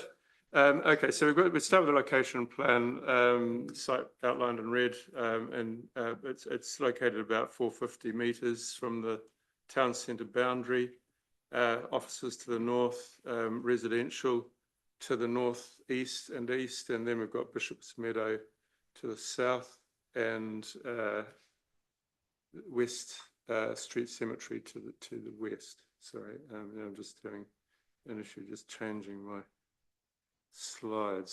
Sorry. Okay, so this gives us an aerial photograph showing that context. So the intention of the application is to provide for the needs of older people in accordance with the particular needs of that group. So that would be in regards to policy AHN 3 of the local plan part 1. The site itself is about 2/3 of a hectare in area. As I said, close to the town centre, generally level with the existing building located towards the rear of the site. And the building which would replace it is a larger building, so making what have described in the application report as a more sustainable use of the site. There's been some amendments during the course of the application. The formerly 3-storey towards the southern corner of the site has been reduced to 2 stories, and the materials have been changed as well. So in the front elevation at the top there, you would not really see the whole building in one view, but that the sort of right-hand part of that elevation would be visible in views down Crosby Way. So these are side elevations. There's a large courtyard garden surrounded on 3 sides, which the lower elevation shows. And if I perhaps just show some CGIs. So this is a view across the front of the building from point sort of at the northern corner of the site. And this shows the garden which would be provided for residents. The existing site as it is now is this is the building taken from the gate.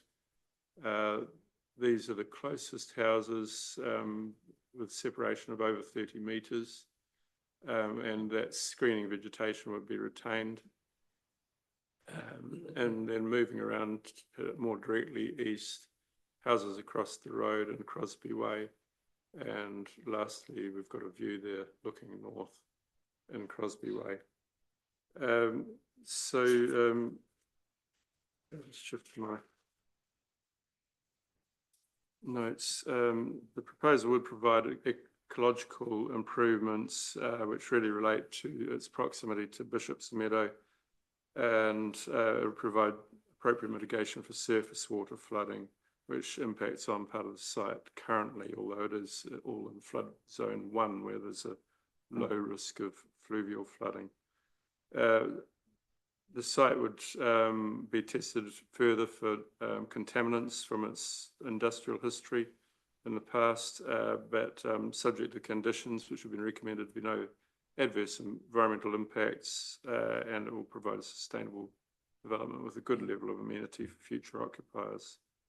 And the recommendations, subject to completion of a Section 106 agreement, provide for a long-term implementation of a residence management plan, a landscape and environmental management plan, and mitigation of impacts on the SPAs.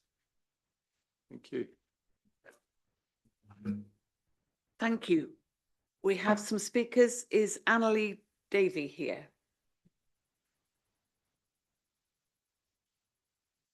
You have 4 minutes from when you start speaking, Annalie.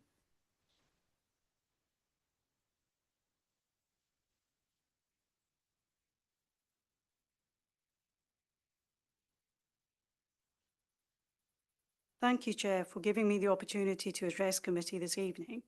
And I would like to thank officers for their assistance during the application and their positive recommendation. The proposal in front of you this evening is for 65 age-restricted extra care units set around a communal core of a bistro, which serves meals and refreshments throughout the day, a lounge, which becomes the hub of the development, landscape gardens, and a wellness suite. The development provides comfort and security in a setting that encompasses care throughout, together with domestic and personal assistance. Varying levels of care to meet residents' needs are provided on site, and help and assistance is available 24 hours a day. The development will be managed by a house manager, assisted by a support team, with McCarthy and Stone retaining the freehold and ongoing maintenance obligations. Such accommodation is much needed nationally and locally. National planning policy guidelines state that it is critical that local authorities deliver housing for older persons, and is the only type of housing to have its delivery described in such urgent terms. Locally, the over 65 population of the borough is forecast to grow by 48% by 2033, with the 85 plus population by 137%. An additional 1,442 units of sheltered housing, including extra care, will be required by 2033.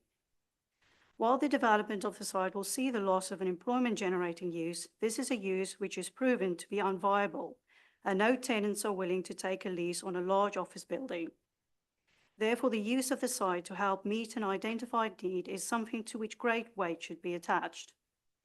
The use of these previously developed brownfield sites will also reduce pressure on other local green areas.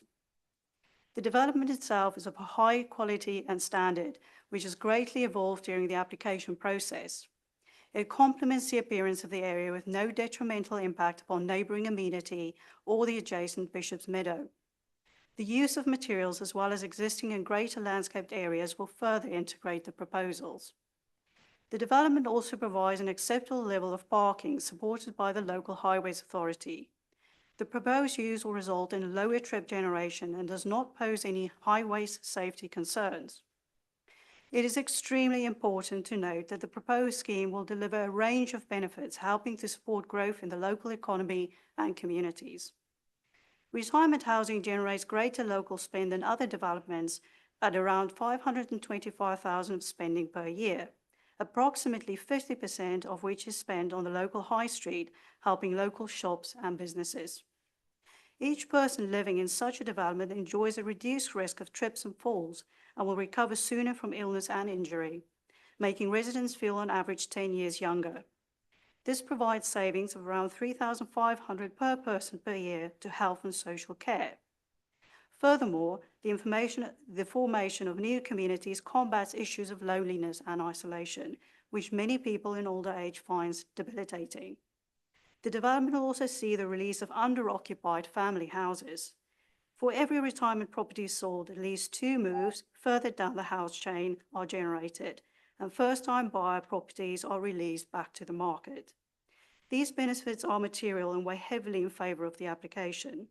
Therefore, I would respectfully request that members follow the recommendations of officers for this well-designed scheme, which provides significant housing, social and economic benefits. Thank you for your time. Thank you very much. Councillor Earwick, I think you've moved to the back in order to speak. Is that correct? Just, okay. So members, over to you. Councillor Coburn. Yes, I'm not going to vote against this, but I'm a bit underwhelmed by it, I have to be honest. I think can we just see the sort of front elevations again? I read somewhere that the iron balconies are going to be sort of glazed and, you know, less intrusive. When we had something similar at Hindhead, we said it was so bland, we wanted to get more life into the frontages. Remember, and we did. Not that's perfectly okay. No, the elevations have you got? I just think put it this way, I travelled down from Liverpool to London fairly recently. I've never done that journey before. And I thought, oh, this will be interesting, seeing all the different places. And, you know, what was being built, you know, they were building the same thing on the outskirts of Runcorn as they were, you know, sort of down the road in Crewe. And I just feel that this is unimaginative. That's really why I'm underwhelmed. Right. I just feel, we're not seeing this so many times, you know, it just comes. Now, I've lost track of what are those the new proposed balconies, the glazed ones? Yes. Yeah, they're the correct, glazed yeah. ones. I just think it's dull. I'm sorry. You know, I think we could have broken up the frontages a little bit more. With some features. I think the doors are dull. I think the balconies are dull. I think, you know, you could have rendered more. You could have done a little bit more with the roof. I just think it is very, very underwhelming. Fortunately, it's not going to be a prominent site in some ways. And it will add a little to our housing supply, not the full whack as if we put sort of market housing on that site with some affordable. I mean, there'll be no affordable housing, we know, with this class. So, you know, we just get 36 to the 5-year housing land supply. Yeah, I mean, I couldn't think of a planning reason. I don't think I could go into an appeal and say, I just think it's dull, but I do, and I'm sorry. I just think, you know, we could do something better with architecture. I think this is McCarthy Stone, and I think I've seen it in Kilmacombe. I think I've seen it in places up and down the country, and I just think it's a little bit unimaginative. Thank you. Councillor Clark. Sorry, Councillor Coburn, I seem to follow you everywhere. But I think I agree, and I think residents will probably want to find outdoor space as possibly as quickly as they can. And the fortunate thing about that is it's right on the edge of Bishop's Meadow, which is a terrifically sustainable way for those who are able to walk into the town centre, as they can do that from start to finish along Bishop's Meadow. For those who don't know it, it's one of the most beautiful pasture lands in the borough. So I think there's a lot to be said for that. Thank you. Councillor Keane. Thank you, yes. You know, sadly, whenever you see these buildings put up for elderly people and retirement places, they all look the same. Councillor Coburn's quite right. They all look the same. They're bland, very bland, and they don't have anything much going for them. But in terms of need for the elderly, especially elderly with special needs and disabilities, you know, you can't argue it. But, you know, really, the developer could have put their mind to something better. It's just a block. And, you know, if I was taking my mother there, I'd be very disappointed to see the outside of it, frankly. But I don't disagree. It's needed. Thank you. Are there any other speakers? No. So we move to the recommendation, which is to approve. When it lights up, please vote. Yes. Yes. Yes. The recommendation is to grant to Claire. I can read it if you'd like, the recommendation, but you should have it.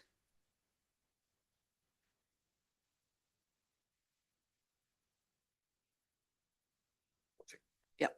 Please vote.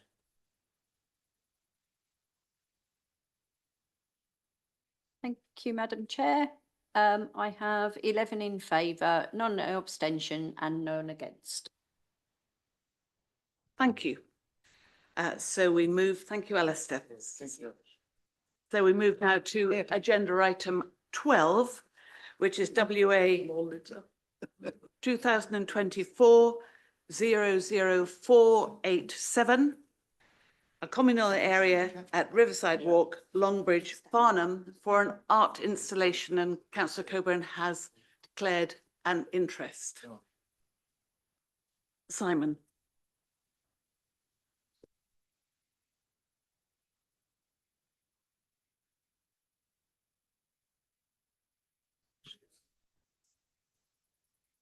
Get rid of this screen. That's the meeting screen, so we need to share. Beg your pardon.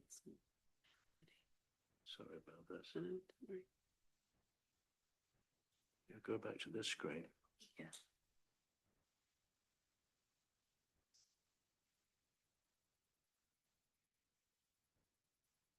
No.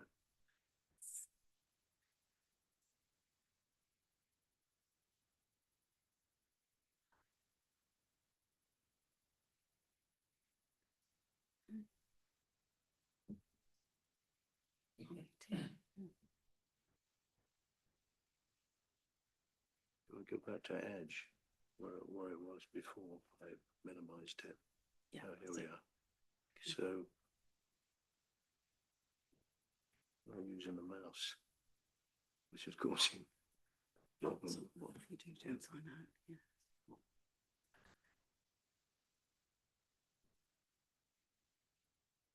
Shall we move to the meeting screen? So sharing that one, move to the next one.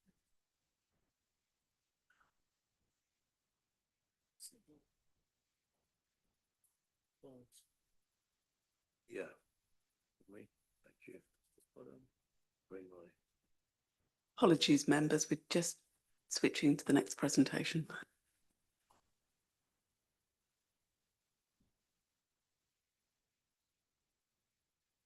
Oh, here we are. Thank you. Are you Andrew? Michael. Apologies for the delay, Chair. Good evening, everyone. Of my presentation.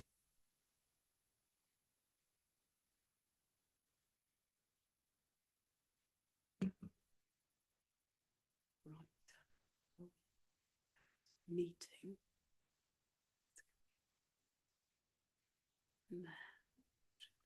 Scroll down to Sorry, yeah, we need to be on there, don't we, to do the share? Okay, and then do share screen. Click on that. Sorry about this. Okay, We should and have- there we go. There, aren't we, just there? Okay. Are we there? Yep. We're there.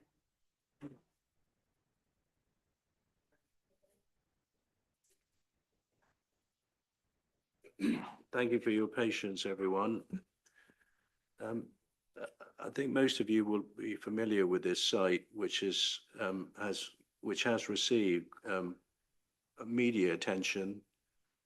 It's come to committee because Farnham Town Council have applied for its retention. It does need planning permission, and this is the view overhead of the 2 rows of cones. Varying in size from 1 metre to 2 metres in height, and diameters are set out in the as detailed in the report, with a base of 60 centimetres to 130. We've had quite a number of objections. It's been there since March 2023. As a result of complaints, Farnham Town Council were asked to submit a planning application for its retention. We've looked at this in planning terms. We've consulted with the council's art and cultural officer.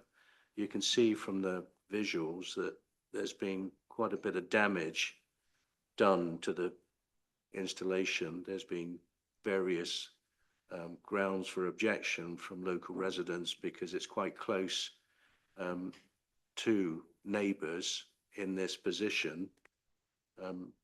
The purpose of the installation is to allude to the town's history and you can see from there that the damage caused to the existing cones has been quite extensive. This is a view from the footpath by the river. Some of the cones don't even rotate anymore. They're fixed into the ground. The idea was that it would be an interactive installation. And what I was trying to say earlier was that it's meant to reflect the town's craft industrial history, which was the reasoning behind the installation. I understand it was grant funded. This is a view looking back towards the maltings at the back, which is a listed building. And this is the overhead view that puts it into context with the surrounding residential properties. Now, the policy does allow for art installations, but we think it's in the wrong place. So we've talked to Farnham Town Council about relocating it. And in order to do that, we think it's reasonable that we allow for a period of time for them to look at alternative sites, one of which is next to the UCA in the Evelyn Borelli Gardens, where there's already displays of artwork there. So the recommendation is to allow for a retention for a temporary period in order that they can sort out its relocation to a suitable site where it can be appreciated, because clearly it isn't here. So that's the recommendation, Chair. Thank you very much for your patience. Thank you. So this is retention so that it can be moved. When I read this report, the words that made me laugh out loud was that in the opinion of somebody, that this was an eyesore. That was before I saw what they were talking about. Well, personally, I think the damage to those cones has improved them no end. But over to you.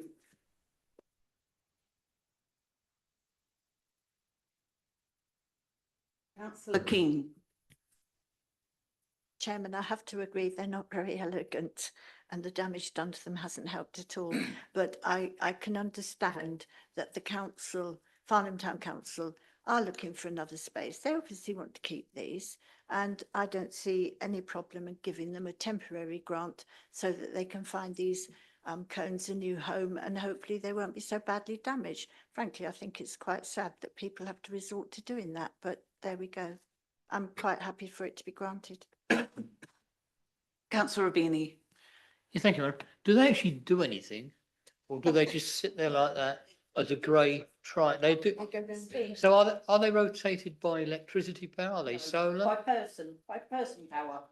Oh, you have to go up and smack them. Or kick them. But Councillor Rubini, art is just, I mean, it doesn't have to do anything. It just makes you grow in some way. So presumably they were damaged by somebody hitting them to rotate them and make them work. No, we're going to sit you on Anyway. and spin you. I think I'd agree with the temporary to go somewhere else. Councillor Spence. Thank you. Yes, I think we should be very careful of getting into a discussion of the aesthetics, because I think there'll probably be about 11 or 12 different views on that. But from what I understand here is that Farnham Town Council are sort of happy with the concept of a temporary and then relocating it. And if they're happy, then I certainly don't have any objection. Councillor Clark. Thank you, Chair. Yes, relocation perhaps at beside the UCA in the Sculpture Park would be a good location, because there is a Waverley Borough Council car park there, which will enable the coach parties who come to visit the installation the ability to park. Thank you. No other speakers, so we'll move to the recommendation, which is that temporary permission so that this artwork can be moved be granted. All those in favour, please vote.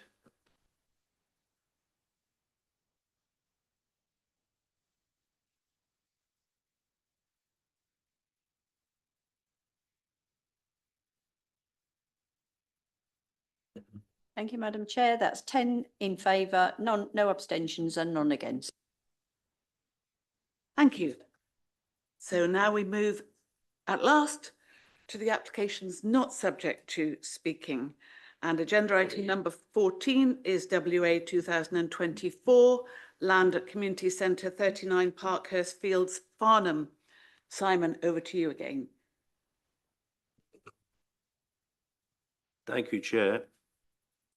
This application has come to committee because it's a council application under Regulation 3, even though it's a Section 73 application, which is to vary the wording of the condition, simply because permission was granted nearly 3 years ago in mid-September. They haven't started work on site, but they want to get the demolition underway to keep the permission alive. Therefore, they need to vary these conditions that they've asked to vary. And if you look at the report under it's set out exactly how the wording is to be varied, and it's simply on the pre-commencement conditions to allow the demolition aspect to be carried out pretty quickly before the consent dies next month. But at the same time, they have submitted additional information relating to ecology, updating surveys and so on, which the Surrey Wildlife Trust have agreed with, so we don't have issue with that. And also tree protection, the tree protection condition is to be discharged at the same time. So essentially this is the site. There were some concerns expressed by the neighbours regarding removal of the hedge. The original permission is attached in Appendix A, but I should point out that's only for information. So this is the scheme that was granted 3 years ago. And to show you what the building looks like, the reference to the hedging is along the back of the site next to the car park. Work has already been carried out, so they don't need to carry out any further work. We don't have issue with the amendments to the conditions being varied in the way that's been set out in the report. So our recommendation, Chair, is to approve it. Thank you. Thank you. Are there any speakers? Councillor Spence. Thank you very much. I have no objection to this, other than I would have preferred if you had had the word churt in the title. For those who don't know, Parkhurst Fields is part of Churt, which is 3-4 miles away from Farnham, and therefore, as a Churt resident, I would like to point that out. Thank you. A point well worth making. I see no other speakers, so we have a recommendation. When the lights show, please vote.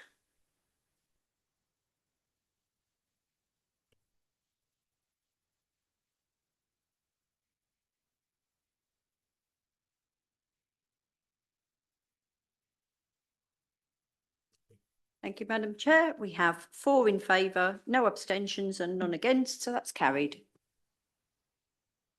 Thank you. And now we come to agenda item number 15, which is WA 2019-1022, land at Kilnside Place, St George's Road, Badshot Lea. Russell, welcome back from holiday and thank you for making this meeting. Thank you. So this is an application that went to the previous committee in July.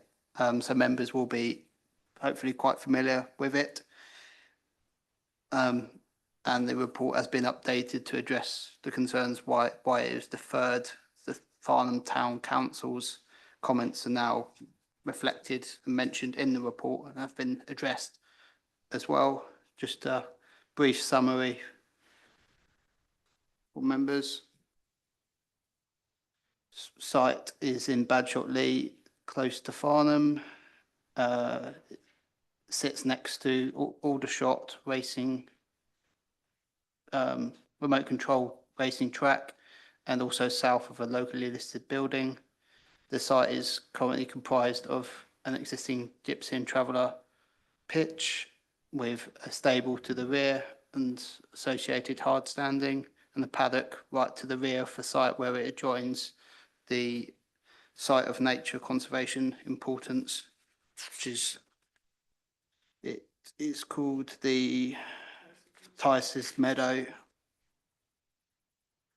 So just a quick location plan showing the existing built structures on site, existing site plan, just a colour, and then this is a proposed site plan. So this is an allocated site within Local Plan Part 2 for 3 additional gypsy pitches, and that is exactly what the proposal is for, as well as a day room and associated landscaping.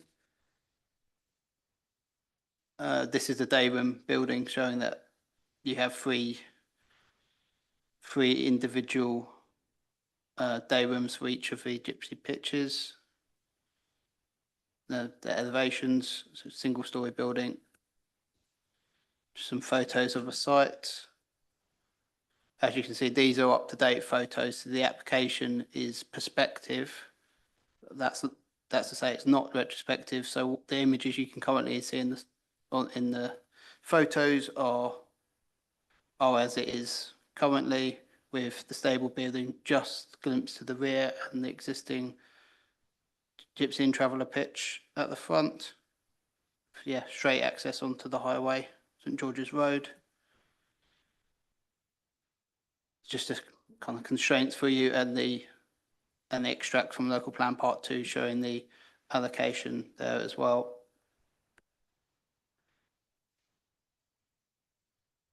These are all listed in the report about the consultation.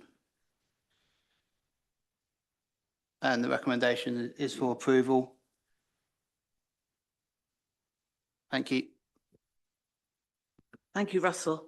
So we do have two councillors who would like to speak, Councillor Merriweather and Councillor MacLeod. I don't know who would like to speak first.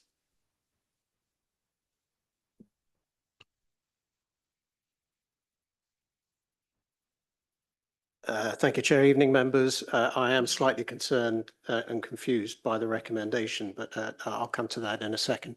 To start with, I just hope there's absolutely no question that this council supports its own local plan, including the development of new gypsy and traveller sites for our fellow residents who need them. But even though this application is for an allocated site and should be straightforward, in this case, I'm afraid there are fine and sensitive balances that need to be struck. And in that regard, I'm afraid the report before you in this case feels incomplete. It seems to raise more questions than it resolves and recommends that you grant delegated authority to officers to grant permission for this application, presumably offline, subject to sometimes imprecise and even still unknown conditions that could benefit from this committee's scrutiny.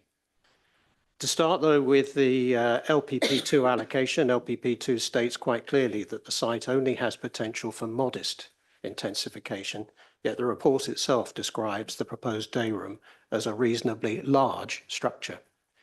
While the report goes on to compare that proposed day room favourably to other approvals given within the borough, it's actually silent on the government's own good practice guidance for the design of gypsy and traveller sites, which says that we should take decisions on a case-by-case basis, and especially so for small private sites like the one before you. Next, the report doesn't adequately address, let alone resolve, many of the concerns raised by Tices Meadow Bird Group, not only as regards biodiversity, but also, for example, as regards setting. The report states, for example, that the proposed day room building would not be seen from the public realm, being sited behind the stables as viewed from the west, apparently forgetting that Tices Meadow to the east has been in the public realm since at least 2021, when it was acquired by Surrey County Council. The same applies to the Badshot Lea Community Garden to the north in the grounds of Badshot Lea Village Hall. The Bird Group's submission also includes extracts from an appeal inspector's decision upholding refusal on another application where setting like this was one deciding factor. Third, the LPP2 allocation requires that significance of the adjacent building of local merit, known to us as the Kiln or Badshot Lea Village Hall, be conserved. On at least one material occasion, on page 138, the report actually describes the Kiln as an industrial-looking building, apparently confusing it with the storehouse next door to the model car track. Regardless, the assessment that its setting would not be materially affected, given the distances involved, directly contradicts the express LPP2 provision that it would. Fourth, the report seems to reject Farnham Town Council's strong objections under FNP 1, 10 and 11 because they were made before the adoption of LPP2. This can't be right in principle, and it's also contrary to the government's pitch design guidelines that I referred to earlier, which, if anything, would steer us in favour of LPP2 rather than against it. The report is equally dismissive of LPP2 DM18, the Farnham-Aldershot strategic gap, rather than trying to reconcile any tension between that and a modest allocation. The report rejects out of hand Farnham's concerns under FNP 20, controlling business use, stating definitively that no business is being operated from this site. This is despite concerns expressed both in other representations specific to this application and expressed directly to this council's enforcement service on this and other matters, including the burning of potentially hazardous waste. Would you mind if I go on? These concerns remain wholly unreserved, but while the report on page 137 says it recommends a condition to address this, no such condition appears in those suggested in the report's actual conclusion. In fact, the recommendation would enable other minor or major conditions concerning very material and sensitive matters, not just FNP 20, but matters raised by Surrey Wildlife Trust, conditions concerning building materials and beyond, to potentially address the security of the site boundaries and barriers and the prevention of further expansion of the site, all of which will be better served in a public report. These questions are even more complicated by reports that the development has already started and is if not is too far advanced on site to make this in practice a retrospective application, which could even create a de facto breach the moment any consent is granted, or worse, a consent that adopts a breach that would otherwise not have been consented. For these reasons, I ask that you invite officers, please, to present a more fully formed recommendation that, including conditions, that can be seen by our residents to be properly considered. Thank you. Thank you. Yeah, members, just reading through, just as a start, the recommendation isn't in line with the recommendations we'd normally make, and therefore the amended recommendation should read that the delegated authority is granted to me to enable minor amendments to wording of conditions and the completion of a unilateral, rather than to amend and add conditions. Thank you. Thank you. Councillor MacLeod, I don't know if you could reduce your time a little bit because Councillor Merriweather exceeded his. I will take your advice, Madam Chair, and I'll reduce it substantially, because in fact, Councillor Merriweather knows this site much better than me. It was originally part of Webburn and Bagshot Lea, which it states in the application. It goes back to 2019. It only more recently became part of Moor Parks. I'm the newer councillor on the scene. So I have little to say other than I completely support what Councillor Merriweather has to say, and I support the Town Council comments. The only specific point I'd make is I'm a bit puzzled why in section 7 of the report the officers take categorically that no business is being operated on this site. It certainly is regarded by many people that a business is being operated from the site. And one piece of evidence that's been shown to me is that 7 recycling bins are collected every fortnight from the site. And if only one family is living there, that seems inconsistent with that use. That's all I wish to say, Madam Chair. Thank you very much. Claire. Yeah, members, before you start debating or discussing this application, I think it is worth me just clarifying what the application's for. The application relates, it isn't a retrospective application, just Russell has just confirmed that he went to the site prior to the previous meeting and there was no evidence before him that development commenced on the area that is the subject to this application.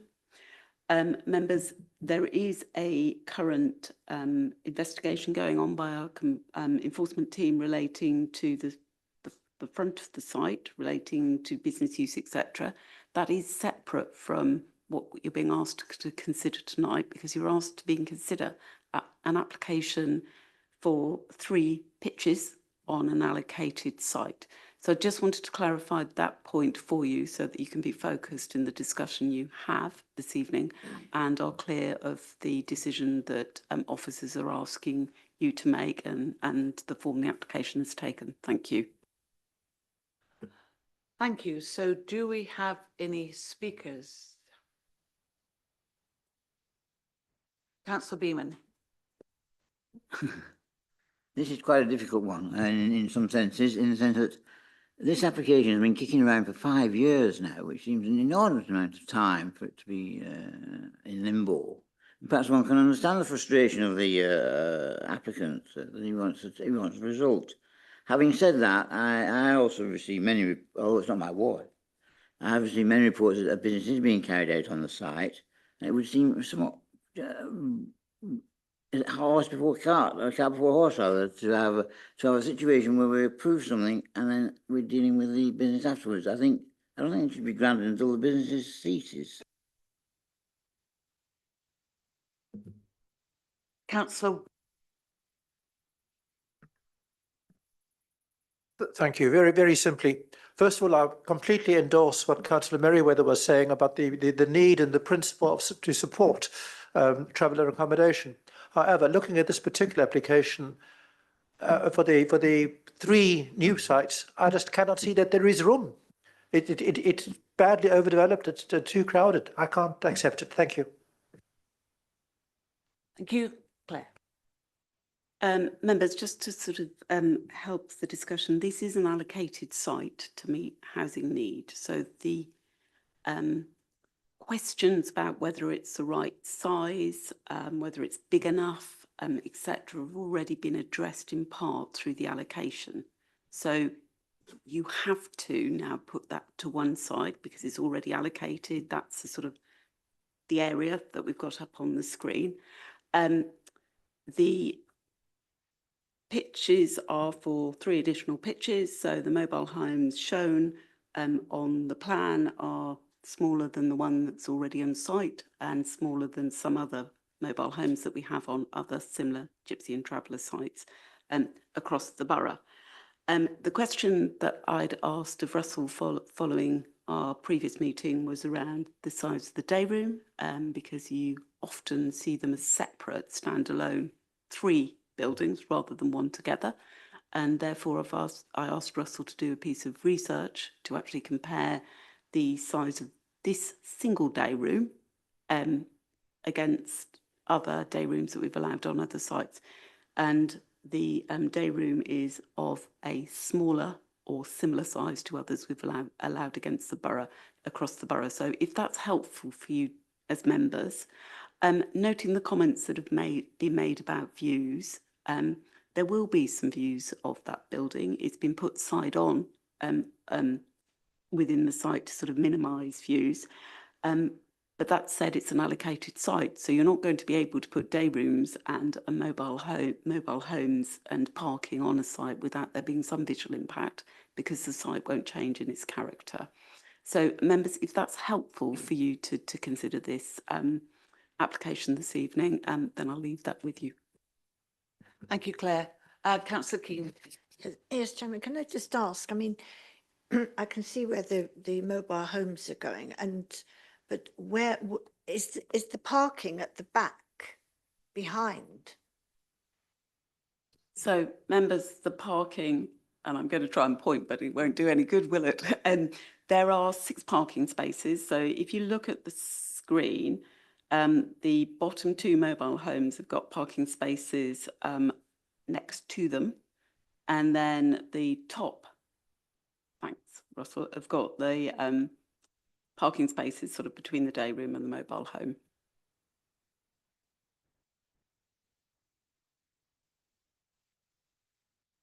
Clark. Thank you, Chair. I know that Surrey Highways are satisfied with the parking and the highway exit and entrance. And I understand that we have a dilemma here with the fact that there's an ongoing investigation by the enforcement team. And if we lay down further conditions, that enforcement could in fact down the line increase. So I think it'd be useful if Claire could give us some kind of undertaking that the investigation will be on, if you like, on top of the list, especially as it's now part of your department. But we don't want to be sitting here in a year's time with yet another retrospective planning application. But it does state in the Convention, and I hate quoting the Convention of Human Rights, but it does state that gypsies as a minority group means that some special consideration should be given to their needs and different lifestyle in the regulatory planning framework in reaching decisions in particular cases. I can see that both sides of the story, and I'm still undecided. Thank you. Thank you. Councillor Coburn. I think my problem with this is really the uneven balance in that site. You know, you seem to have a spacious development to onto the road, and then I think it is very cramped, the 3 extra pitches and the day room.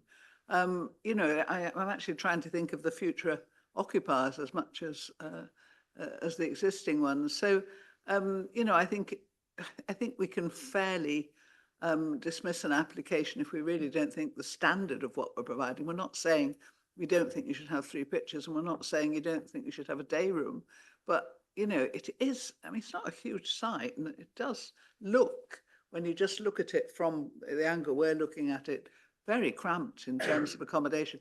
There's 14, I mean, presumably we've got a family of 2, have we, living in the existing one, and then we've got a sort of up to 3/4 presumably to make the 14.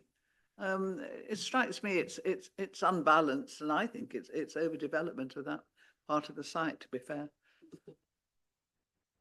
Thank you, Claire. Yeah, maybe if I could just comment on that. Members, you are in the difficult position in the front one, or is the one that has permission. So the horse is already sort of bolted on that, in that you've granted the permission, and therefore, unless the site is going to be extended outside the boundary of the allocation, what you've got at the back is the residual of the allocation to accommodate 3 further plots. Sorry, pitches.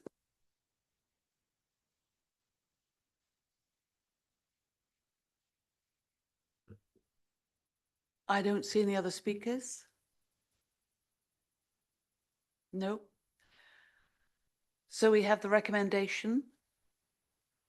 Please vote when the lights show.